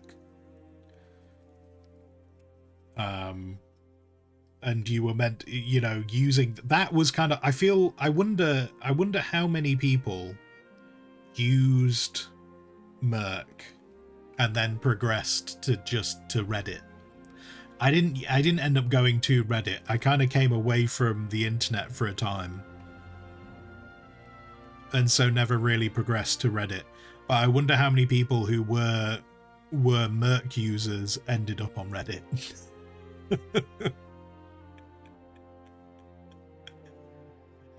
But yeah.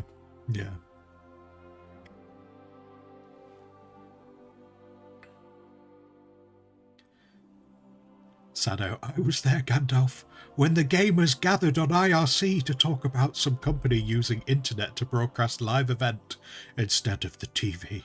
I was there, Gandalf. I remember, Gandalf, when the live streaming began. But yeah.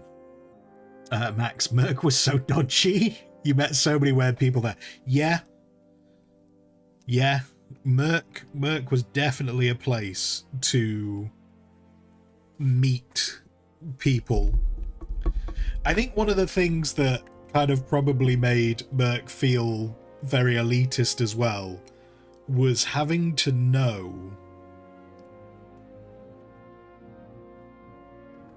where to go. Because you could, if I remember correctly, you could join a chat in Merc, and if you tried to join a chat that no one else was in, I seem to remember that created the room.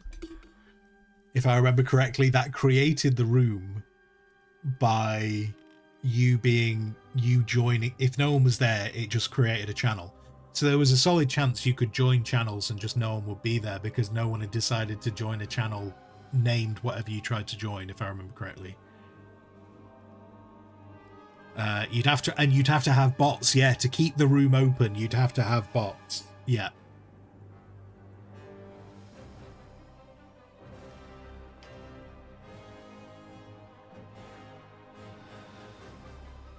And Doc, not you being 15, 16, talking to older women. Oh. And telling them you were in your you were in your 20s. Shocking.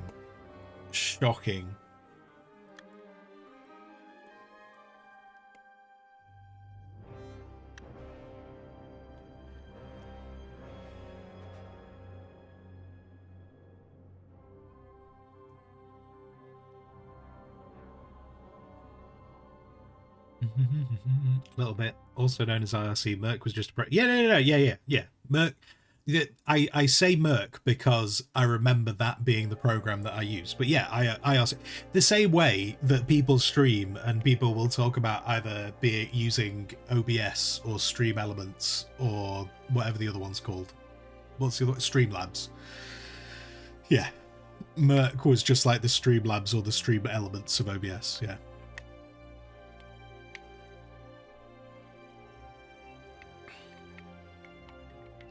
And Sado, you remember there was a time before Twitch? I am very familiar with there being a time before Twitch, and even just in TV. Yeah. Like, I've only known Twitch existed for, like, as long as I've been streaming on it. I didn't watch Twitch before I started streaming on it, really. Like, I watched Twitch for about a month before I started streaming. So yeah, I'm very familiar. I mean, I don't remember it being just in TV. I remember there are many people who talk about it being just in TV, but I don't remember it going that far back. Yeah.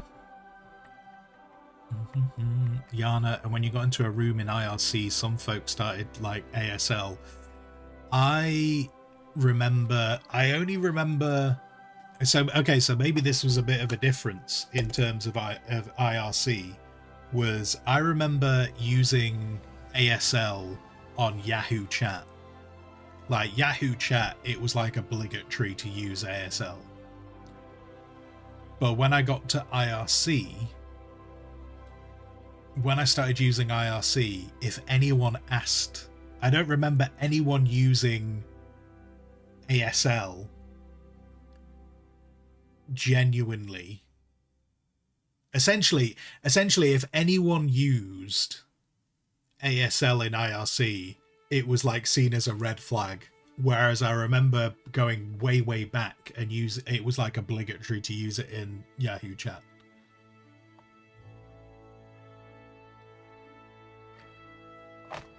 But using it in IRC just seemed to get mocked relentlessly.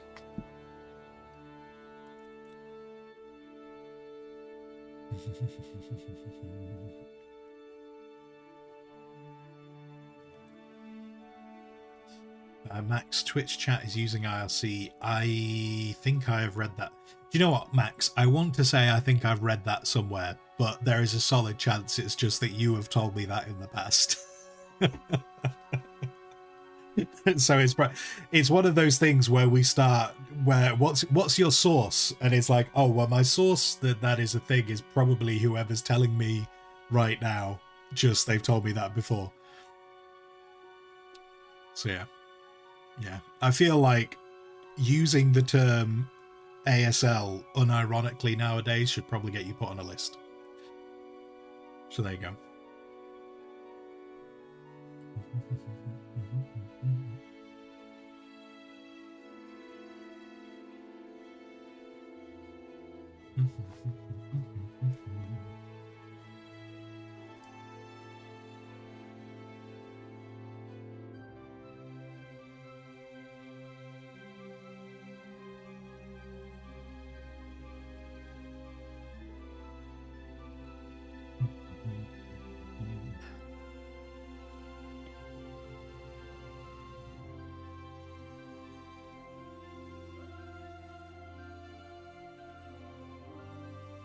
I don't know what I'm doing with this rock. I don't know if I'm making any progress with this rock right now. I don't know. I'm completely thrown on whether this is how I want this to be. But it's here right now. I could be completely wasting my time. Right, it is time that I need to go grab some food, and I need to kind of make a decision. I think terribly, and so I don't know what to do right now. Terribly, I am losing momentum with this image. We made awesome progress with this image, and I am starting to lose momentum. And I'm very aware that I'm starting to lose momentum, but this needs to get finished. This has to get finished, and I don't know what to do to make me get back on track with it. But we did pretty well. We worked on this for, like, what was it, about 2 weeks? I think I might have got about 2 weeks of solid work on this. But I'm definitely losing momentum because I'm doing things that aren't working. But anyway, let's drink some water.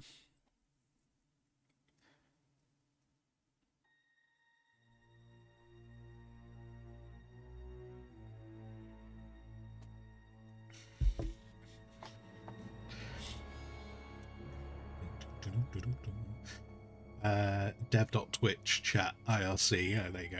Okay.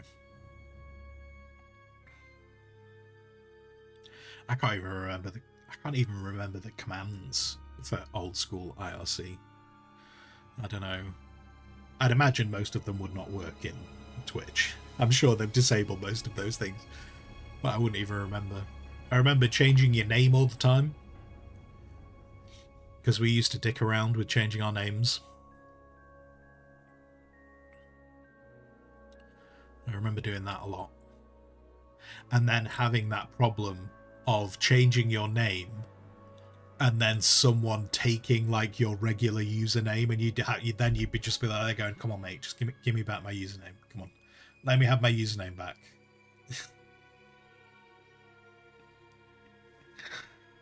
But we'd change our names for jokes and hope that people wouldn't take our names. But yeah.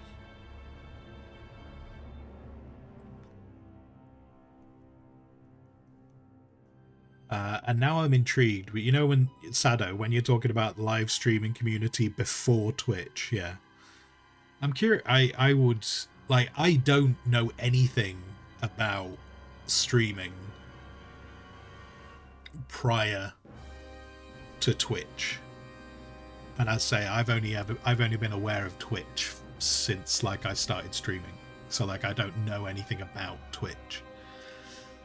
Sorry, I don't know anything about streaming before Twitch. Like before Twitch, the closest I knew to anything existed to streaming was people making videos on YouTube, which I understand. Like VODs and streaming, I'm well aware they're different things, but like that's the closest I knew to what streaming was prior to, or like because like, and the daft thing is like I knew that there were tournaments, you know, like with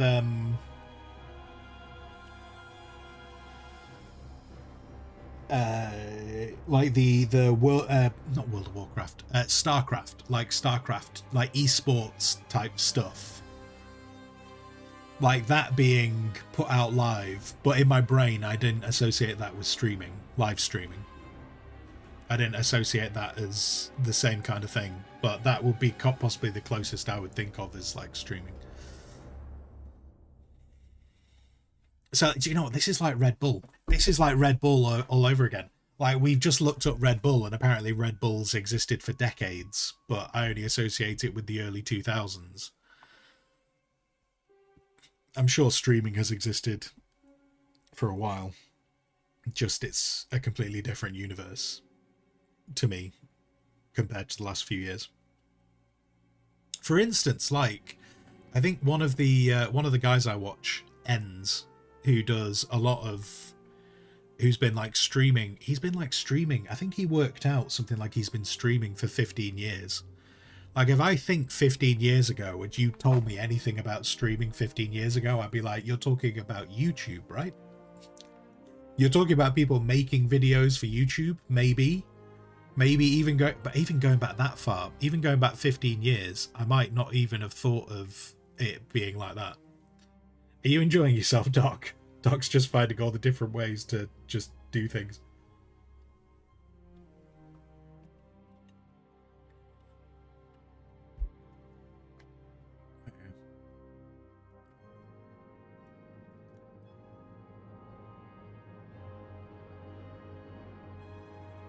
Which is, but do you know what? Actually, that also factors into the thing of like people have said, like if you shaved off your beard, and like I've said it myself as well, is like if I shaved off my beard, I couldn't really call the channel Bearded Squire anymore because I wouldn't be bearded. And people have just said, oh, just change your name, just change the channel name to like Beardless Squire or something else. And I'm like, yeah, but then someone would take Bearded Squire. And I wouldn't be able to get it back.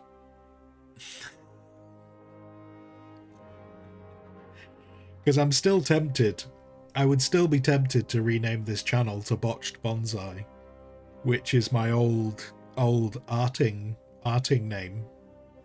I'd be tempted to change this channel to Botched Bonsai, but then I would just lose Bearded Squire, and I'm sure there'd be someone who would register the channel, and then I just wouldn't be able to get it back.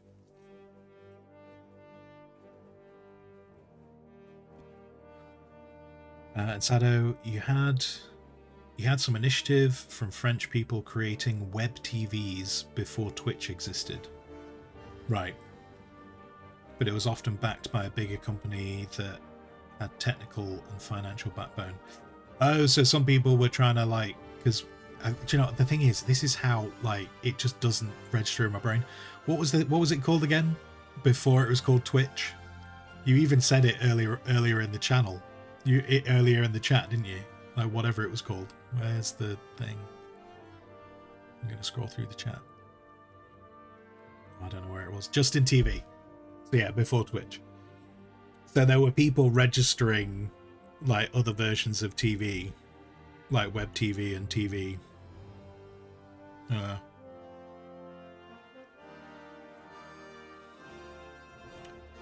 Create a secondary account where you'll have the ability to save your bearded squire name. I did think about that. I did think about doing that. If I was to switch bearded, rename the channel, just to ensure keeping the bearded squire name. But I actually have another problem right now. I have a whole other problem, which funnily enough, I think I actually talked about it last week. I've got so many names registered that I think that Google now won't let me register any more email addresses. And you might go, "Oh my god, how many do you have?" I think I've got like 6. I think I've got about 6, and I can't register any more names. I can't register any more accounts to my phone number, I think is the problem. And like when you register a new account, it wants you to, it wants to send you a code, and it won't let me do it anymore. So even if I wanted to like create another account to keep Bearded Squire safe, I don't think I can.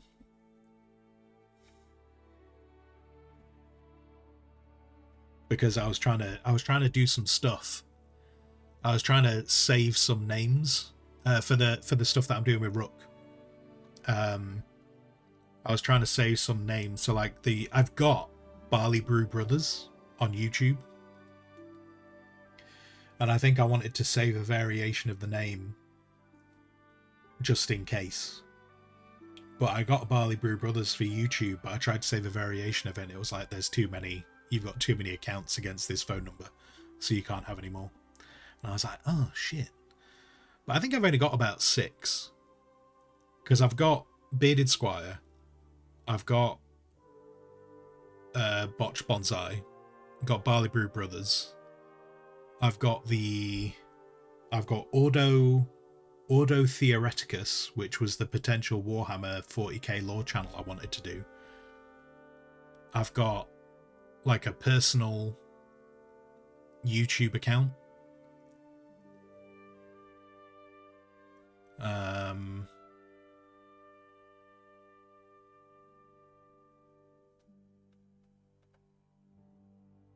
So yeah, if I want to set up any more accounts, I don't seem to be able to do it anymore.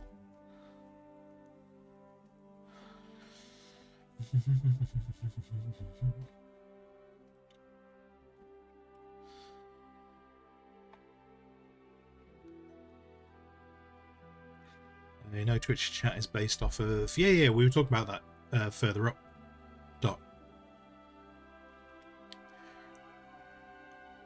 Yeah, we've talked about it being based on IRC thingy before.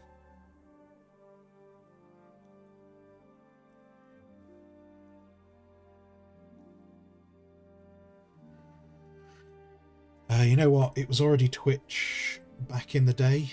The time you remember was after Twitch actually existed, so you don't know if it was an alternative. Oh, so you weren't going back to Justin TV? Yeah, I think the guy... I can't remember when Twitch actually was created. But I know the guy I was talking about before, Ends, when he talks about it, he's talked about remembering when it was Justin TV. Though I don't know if he was streaming on it when it was Justin TV.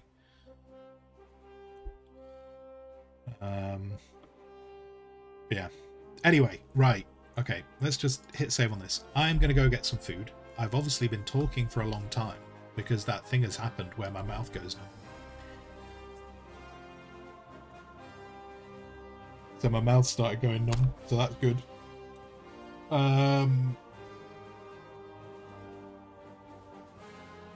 So we've done lots of talking. Right, I'm going to go get some food. I'll be back. Yeah, if you've been sat here as long as I have, go and stretch your legs. Go and get some hydration. If it's the appropriate time of day, go and eat some food. If it's not the appropriate time of day, go check if your pets need some water or need to be let out or something, because it's a bit warmer. It's a bit warm, innit? Still. All that kind of stuff. I will be back as quick as possible. Be about 15-20 minutes. I have no idea what I'm going to be eating downstairs. Can't remember what's downstairs at the moment. Might actually have some roast pork to eat. Might do that. So that could be good. Go and snack on the late 1900s snack Dunkaroos. Doc, I don't even know what a Dunkaroo is. What is a Dunkaroo? Dunkaroos.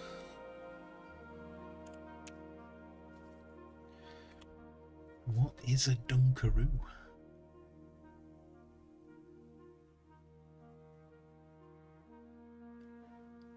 It contains a snack-sized package of cookies and frosting. I don't know if Dunkaroos existed on this side of the pond, but we had something not entirely dissimilar. So I don't think we had Dunkaroos, but we definitely had what were they called? We had our equivalent of Dunkaroos, though that picture looks vile. Like, that does not... Right, okay, guys, you need to see this, what I'm seeing. Like, how not nice does that look? Like, just with, like, the little bubble and stuff, that picture is not a good picture to show up. That does not look good. Not appealing at all, that picture.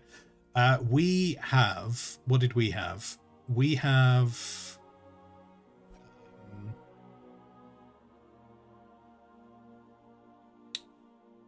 Oh, what are they called?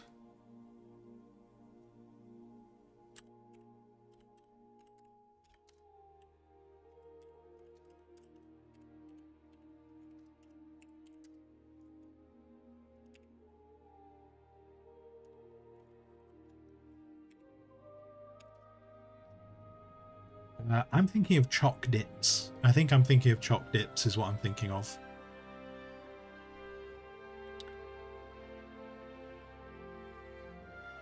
Which I think are very similar to Dunkaroos, probably. We had... Wait, where are they? Let's flick over to images.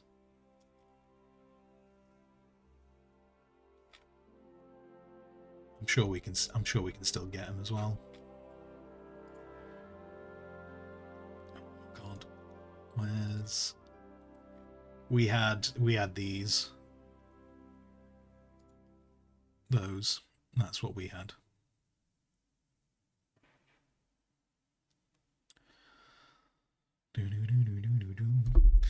Side note, that message got flagged as a potential problem because it had the word coloured.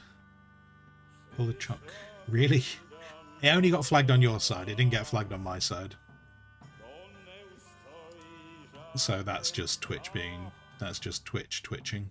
But yeah, we have these, which I'm guessing are similar, but it's like got like chocolate spread type sauce in it, rather than just straight frosting. But apparently I have to go to random chocolate shops to even try and find them. I'm sure they still exist in supermarkets. I'm sure they exist in Tesco.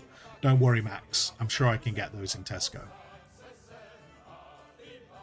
Max is a big fan of Tesco, so I just need to ensure, you know, I just need to remind him that it's okay, that we can get them in that quality establishment. It'd upset him otherwise.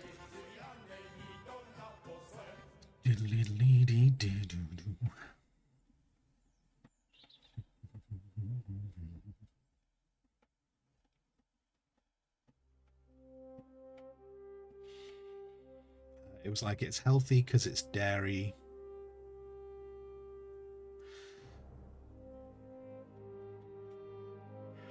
We have like one that has like a cheese. I just can't remember what the name of it is because I don't think it was the same people that made them.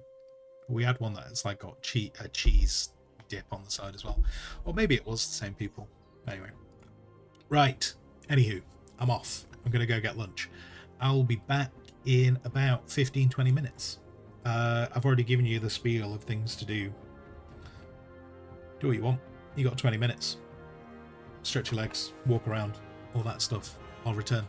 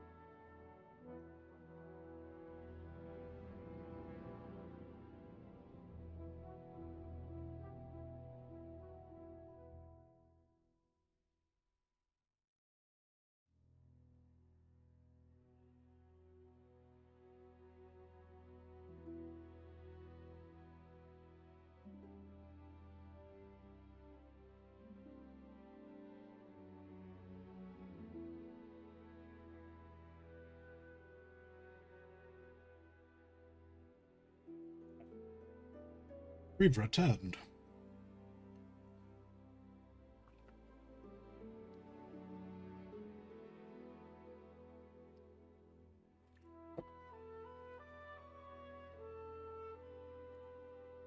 Let's make that big again. There we go.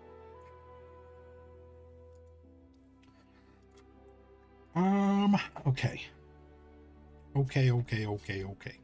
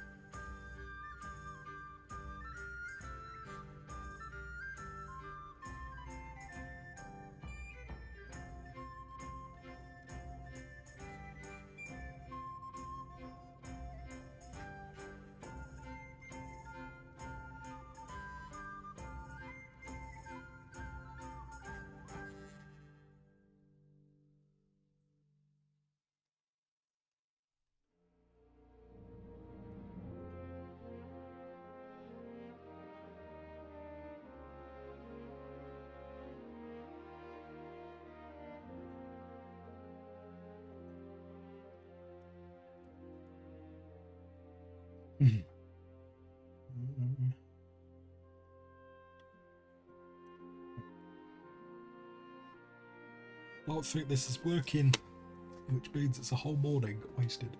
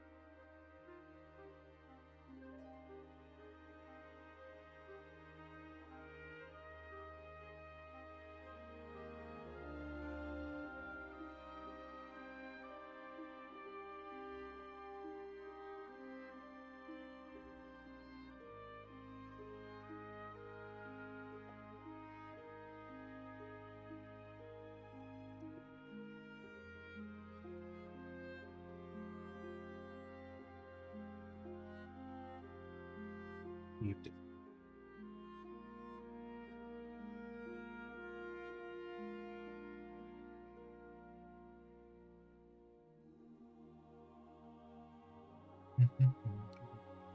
Muted?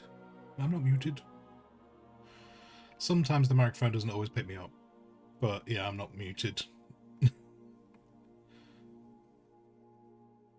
Sometimes the microphone goes on a break. Why it goes on a break, I don't know, but sometimes it goes on a break.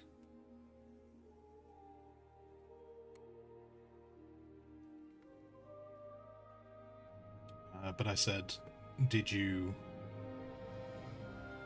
have a good lunch? Is it what you wanted?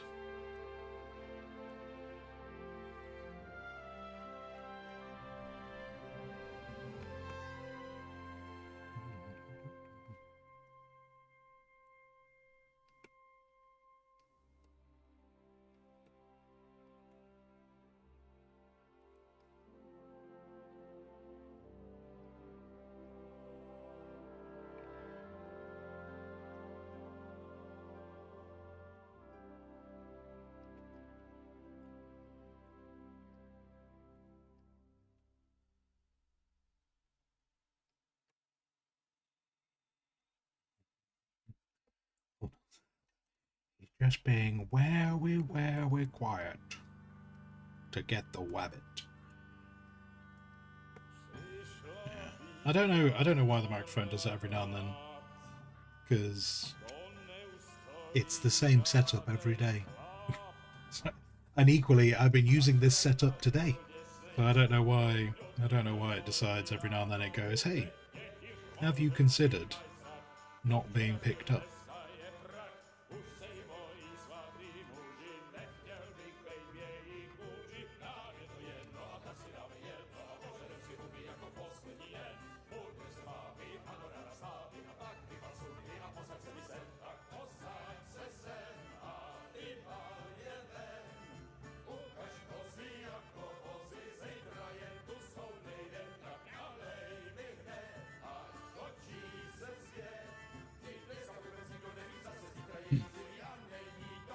Mike's on a coffee break. Yeah. Yeah.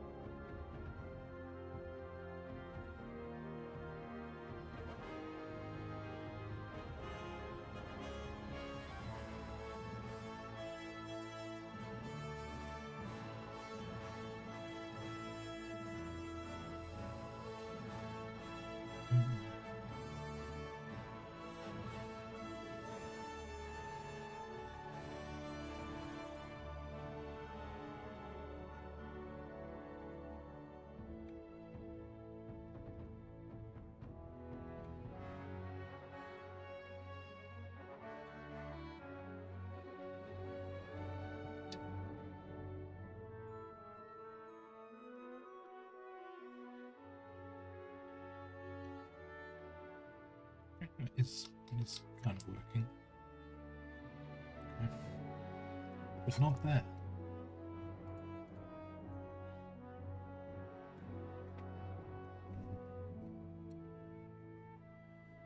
No.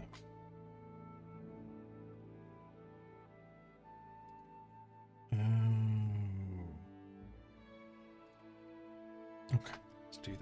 That's not good.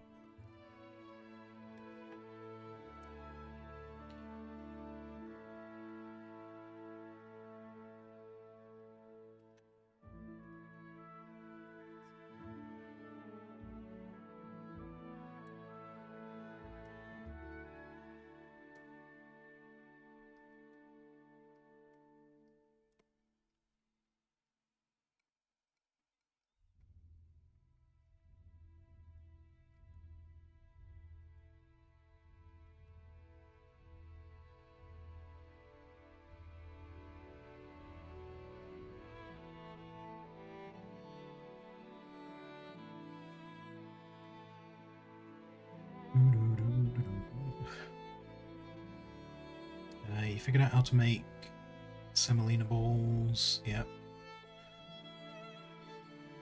Used to make them when you were kids, and they were nicely fluffy.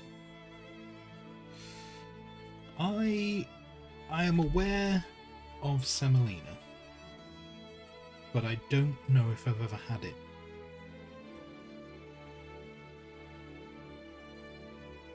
I don't know if it's something I've ever had. But, like, I know of its existence.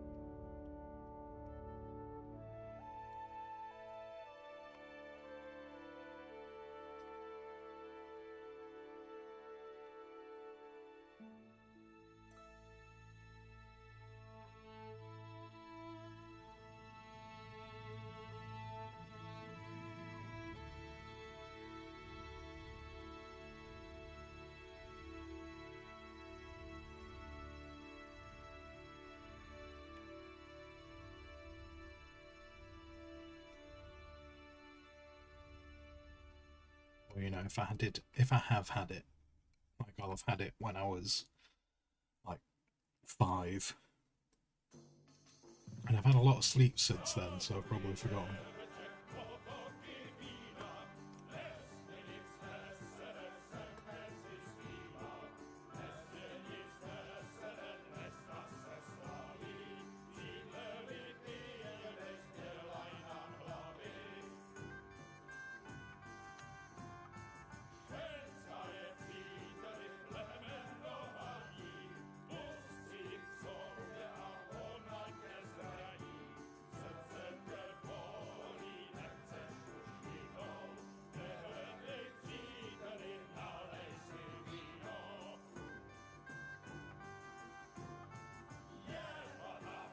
I think you used to have it in school dinners, like a rice pudding.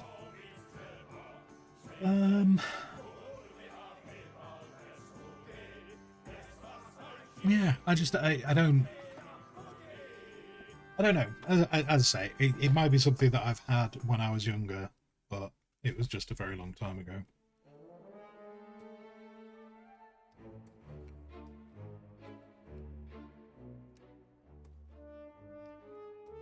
But then there's lots of things that I had as a kid, which I've not had in years. Something, do you know what? Something I was thinking about recently, I had when I was a kid, and then, like, once I got out of school, never had again, was dumplings. Like, we used to have, when I was, and this was when I was in, like, primary school, so this was, like, super youngo. We used to have, like a not not even really like a proper like bolognese type sauce, because if I remember correctly, it didn't even have, I don't think it had tomatoes in it.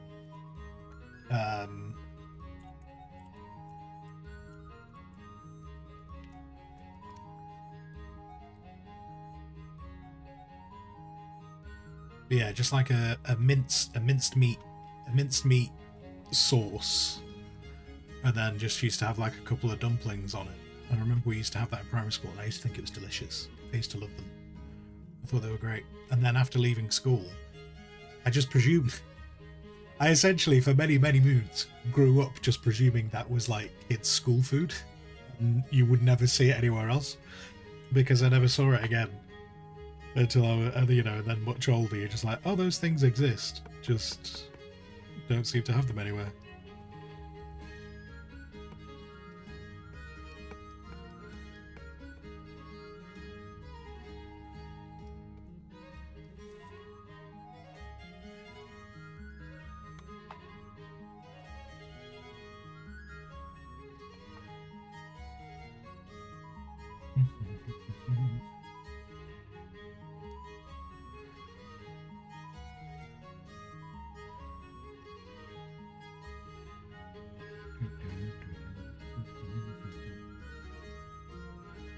Couscous is another thing that I don't have very often.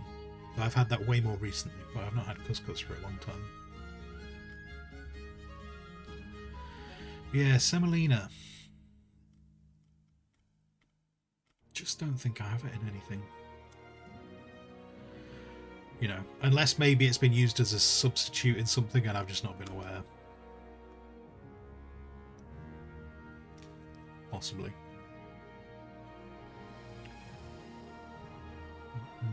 You've had fried Polish dumplings with hot cider. I have most certainly not had that.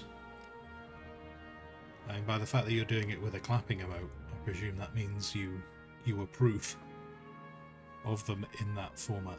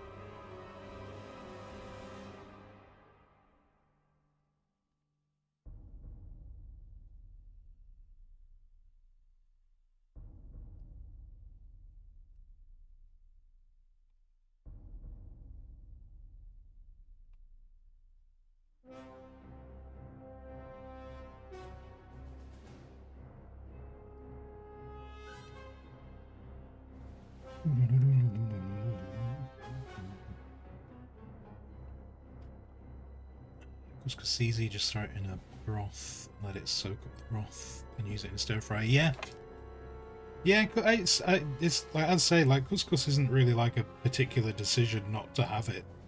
It's not like oh, I'm not gonna have. I just don't have it. Never really comes to mind to have it.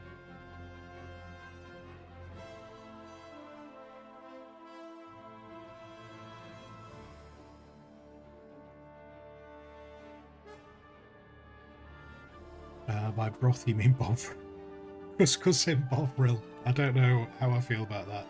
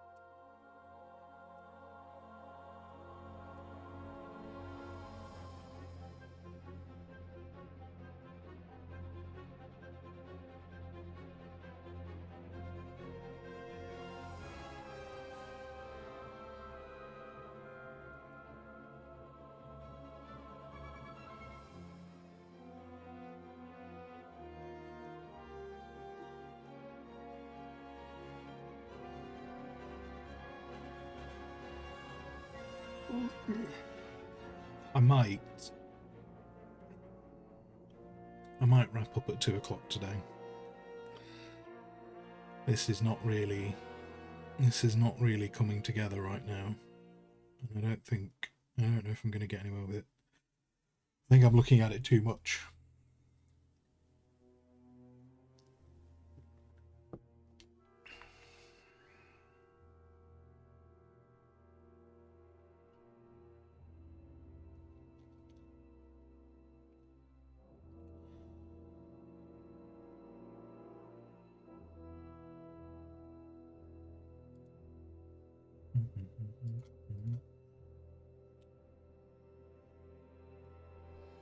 Another recipe for Bearded's cooking with Bovril book accompanying YouTube's just become mega famous. Just become mega famous, and I bring out a book, just 101 things to cook with Bovril. What would I even have on that? What would even go on that list? Although Bovril is great in a bolognese, so I suppose there's one. There's plan one. Page 1 is putting Bovril in bolognese. It would probably go well in a beef stew as well. So there's 2. So we got out of the 101 things to put Bovril with, we got two things down in a bolognese and in a beef stew.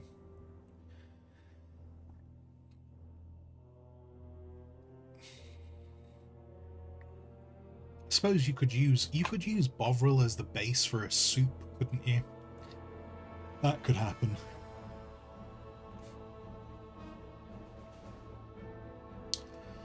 Essentially, a lot of watery liquid dishes can benefit from bovril.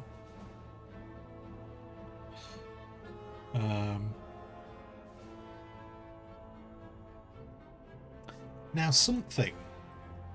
Oh, actually, no, that probably wouldn't work. Though I should try it.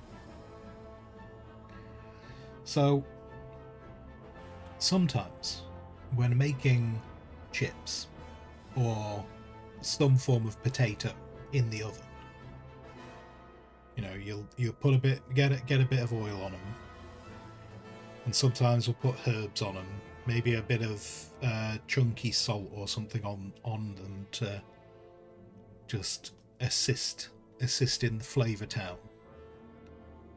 But what we have done in the past is sometimes crumbled an OXO cube over the potatoes when they're in the oven, and that can be quite nice. But what's weird is sometimes it works, sometimes it doesn't, so it's not a guaranteed thing. I wonder if I did that with bovril. Problem is, bovril's not as dry as OXO, so it would be difficult to get it to crumble nicely over everything. I think it would clump together too much. So that probably wouldn't go in the cookbook, though I should probably do some experimentation. I can't really put drinking a mug of bovril. I can't really I can't really do mixing, you know, just like a cup of bovril and just drinking it, because that's not my recipe, you know, that's already just a standard way to consume bovril.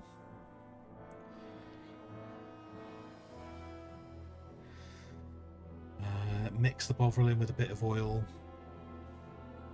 Figure it's a paste. So the problem is I don't know, and then you could brush it onto the potatoes. I've never done the OXO cube that way, so I don't know how well it would work. But yeah, turning it into a paste. See, I think the thing is, if you did it as a paste, it might be too much. Like it might create too thick a layer. Whereas when you kind of do the OXO, you only do a little bit. Like it's quite a light sprinkling across the whole thing. I don't know how well that would work with a paste, but that would be part of the experimentation, wouldn't it? I wonder if you could put some bovril. Could you put bovril in? Could you have a bovril bread? Maybe. And people put cheese in bread. People put seeds. People put all kinds of things in bread. I'm pretty sure I've seen bread with bacon bits in before. I'm pretty sure I could put some bovril in some bread. That could happen.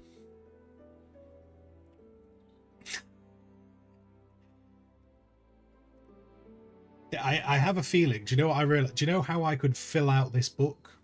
Not necessarily 100, maybe not necessarily 101 things to do with bovril, but maybe it could be Bearded tries 101 things to do with bovril.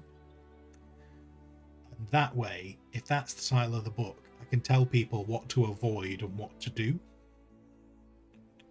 Hey, I tried mixing bovril into bread. Get to the end of the page. Don't do it. It's terrible. Don't. There you go. So maybe this is how we fill out the 101. So it's Bearded tries 101 things to do with bovril. Results not guaranteed. Could be like the tagline. And then we can, yeah. There we go. Amazing. Sorted. So there we go. Dried tomatoes, olives. Yeah, dried tomatoes and olives. Yeah. I'm trying to think what else to get in cheese. What else do you get in cheese? What else do you get in bread? It's like, yeah, dried tomatoes, olives, cheese, seeds. I have seen bacon bits, but it was on a much smaller roll. So not like a full-on loaf. But the other ones I've seen in full-on loaves. Maybe...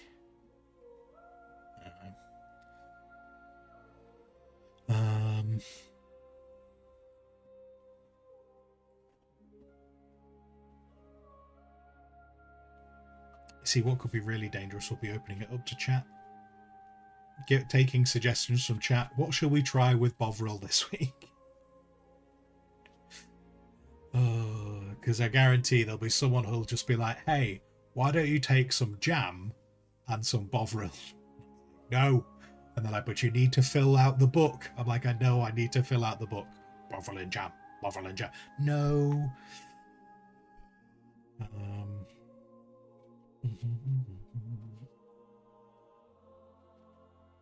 There is some Italian bread where you put capers, olives, and tomatoes in. Yes. Focaccia, I think. Is that the one?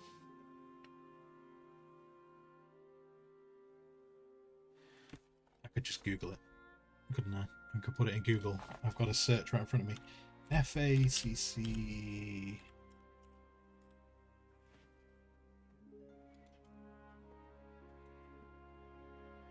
Oh, right, sorry, FOC. What was I typing? I don't know what I was saying things that I wasn't typing then.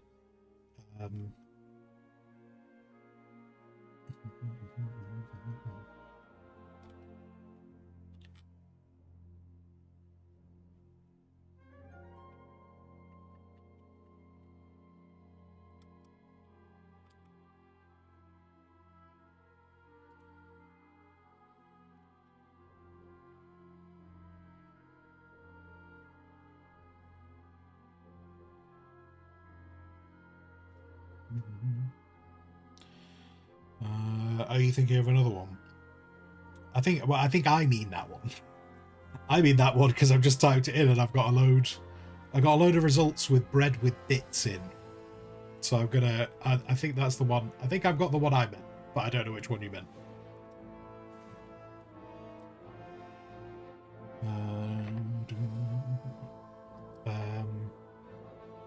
And you can put beer in bread. Yes. Yep. You can. Yep.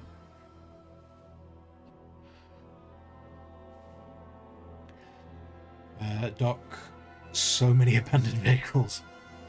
Wait, have you logged in yourself?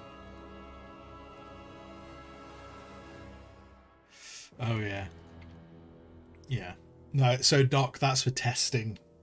They're trying to do a bunch of tests, so they've just put out a load of vehicles. Though I don't quite know how you claim them, because I went to go and look at one yesterday and I couldn't claim it.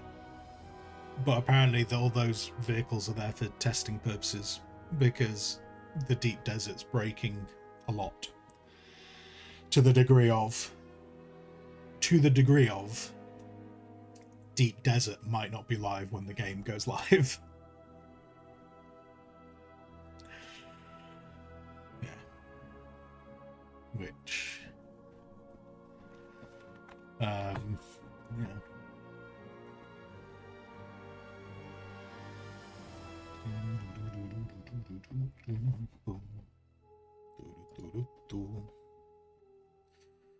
It's alright. It turns up in German, but then it says translate. Let's see how well this translates. Oh no. Unfortunately, the recipe you're looking for may no longer be displayed.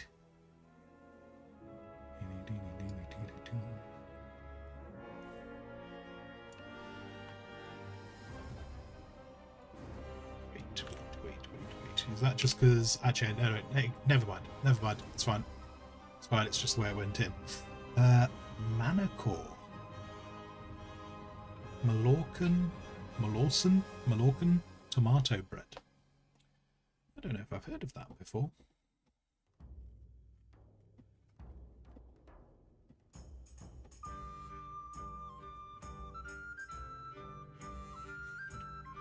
Actually have some dried tomatoes downstairs. I keep meaning to eat them. I just like eating them as they are. But I could put them on some bread, which I realise is not this recipe, but it's getting halfway there without the effort.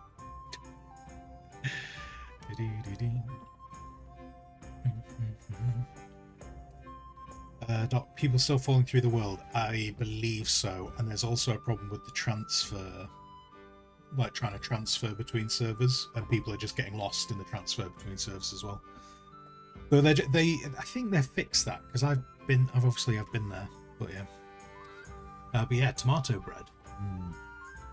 Tomato bread sounds great.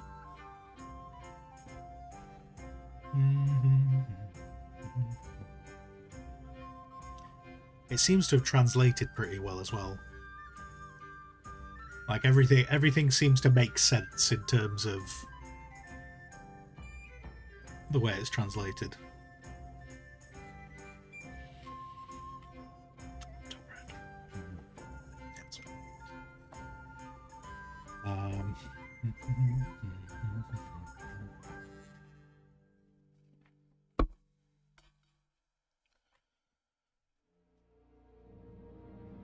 Bro made some at the weekend with sourdough.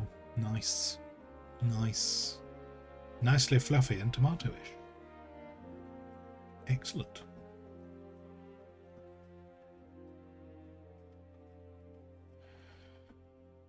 Doc, you remember how to land before going to the overmap, get out your vehicle and then get back in? One thing I would say, Doc, is even if it's not live, like, I don't think it's a very good sign if it's not live at game launch. But if it's not live at game launch, it's also probably not the most, as long as they get it live within a week. It's like, you're not going to be able to get to it for the first few days anyway. Although I'm sure there'll be someone who'll speedrun and get, just play the game for 48 hours and go, I played the game for 48 hours with no sleep. I had all of my Red Bull and Surge.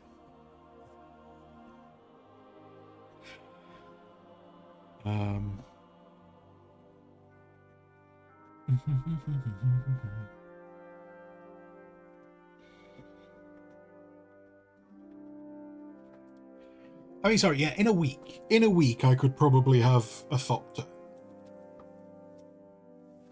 I could have a Thopter in a week, I reckon, if that was the sole thing I focused on doing.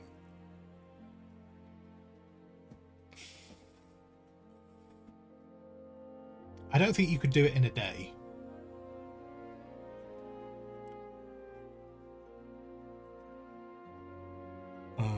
Get a bike, go to the ravine in the upper eastern area.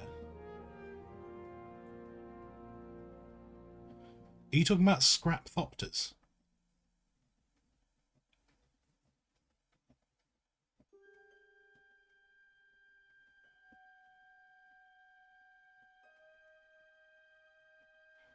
Because they got rid of scrap ones. Oh, scrap Thopters don't exist anymore.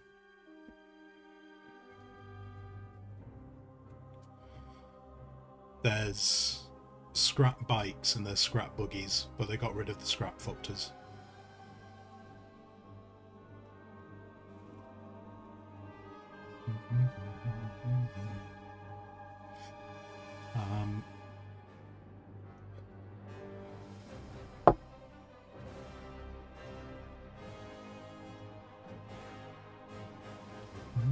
I'll be back in just one sec.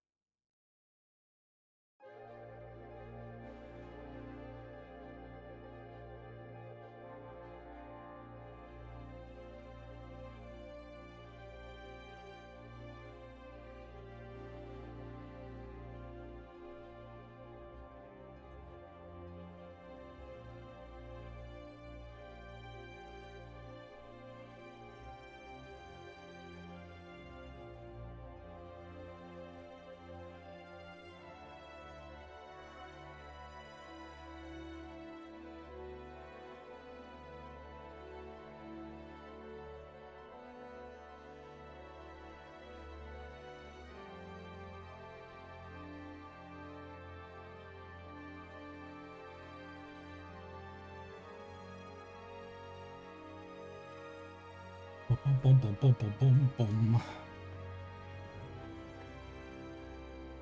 Right. So.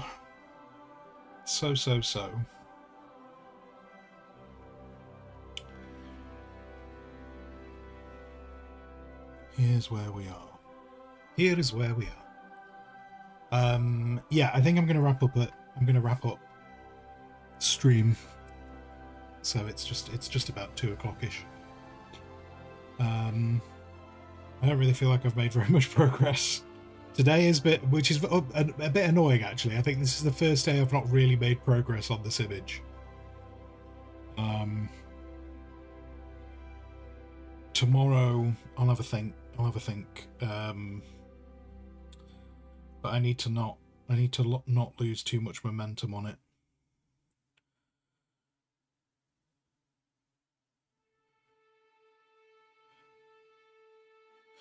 I'll try and tackle it tomorrow. With have a bit of a thinky. We'll see. We'll see.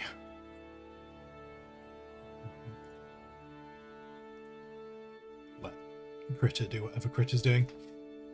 But yeah, Doc, I don't know if you're still there, but yeah, they removed the scrap doctors. So as far as I'm aware, they removed all of them because I know a lot of people were complaining that they were removed. So I don't think you could do that in a day. I'm thinking about actually unlocking them and building them, which I think I could probably do maybe in like 3 like 8-hour sessions maybe. I don't know. Now I've said that. I don't know how quickly I could do it. Not going. Well, I'll tell you what. Maybe when the game full launches, that could be the initial challenge. Oh no, it can't be. Wait, no. Maybe that'll have to be. Oh no. How am I going to do this? How am I going to get this through?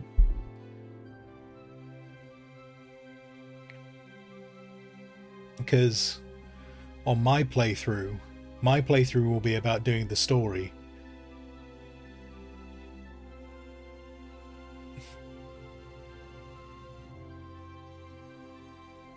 And if I do that on the Barley Brew Brothers playthrough, that almost feels like cheating, because there'll be 2 of us, so we'd get to it faster. I don't know. Do you know what, Doc? I'm sure you will be able to show me. Because wait, hang on. Actually, yeah, Doc, are you there? Are you still there? And if you are there, are you planning on buying a version of the game that gives you the 5 days early access? Or are you buying a standard edition?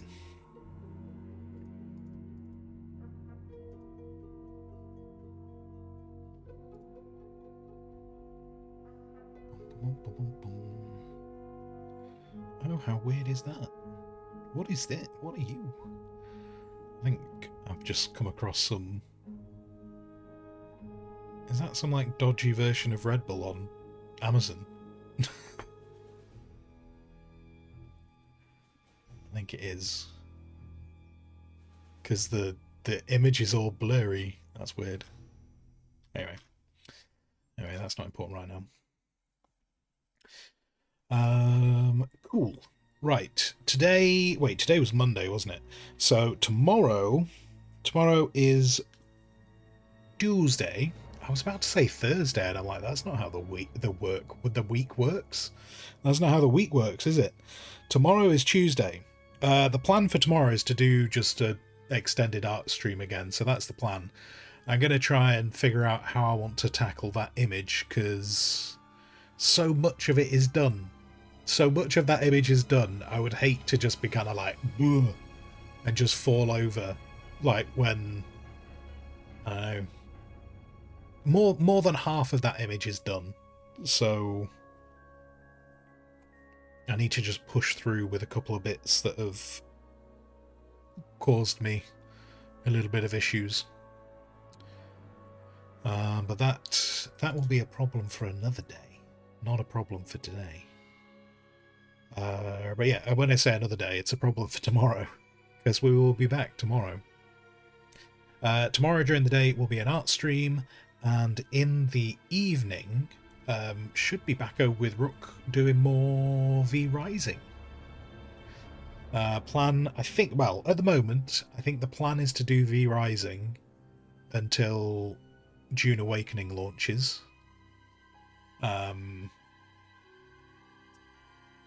Unless, you know, unless some other... I don't think any other game will come through. We've not got long left. We're down to that. How many... Okay, so I'm going to be starting doing June Awakening on the 5th. So we've got 2.5 weeks.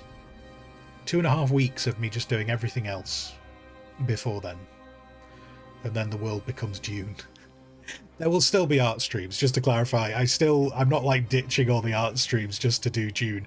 Although for the launch, so the launch from the 5th of June, the 5th of June, certainly to the 10th, I'm planning on streaming every day, which does mean it'll be another over the weekend thing.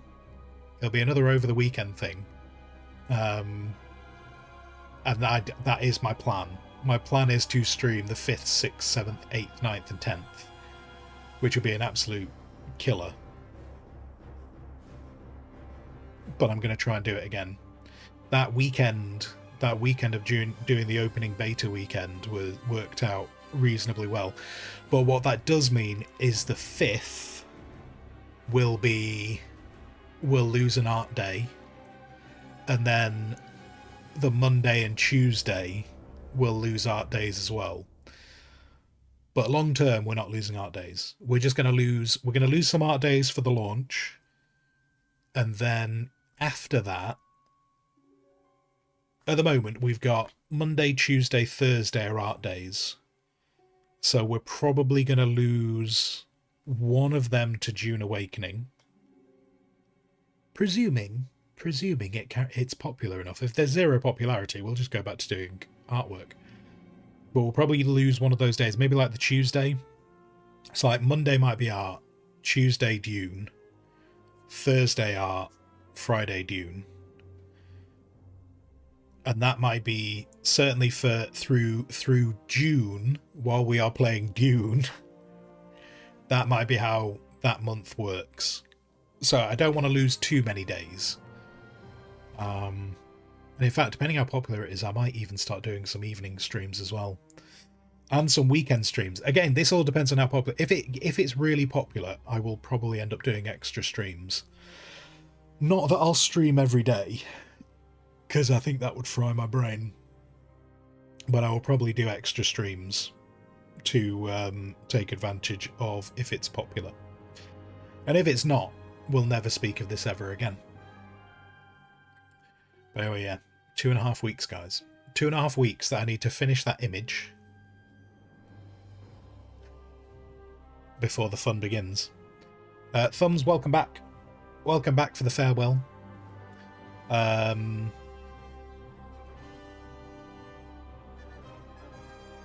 Is there anything else to talk about? Don't think there's anything else to talk about. I think that's it. I think that's everything.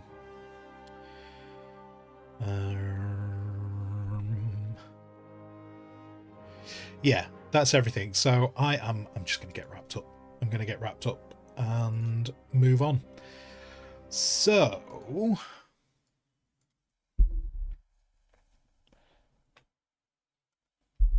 if you've been here, thank you very much. If you've been talking in chat, thank you even more. I've told you where I'll be. So whatever you choose to do with the rest of your day, I hope you have a fantastic time. And until I see you... Wait, Doc's saying no. Doc's saying no. Why? Okay, Doc's ruined the song. Doc's ruined the outro, and Doc's ruined the song. Why? What do you need, Doc? What do you need? No. What do you need? No reason. Oh, you dick. You dick.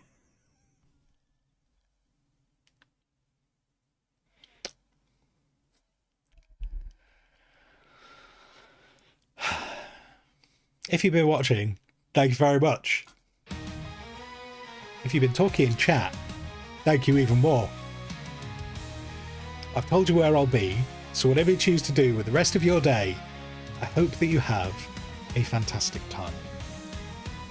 And until I next see you, until then, goodbye.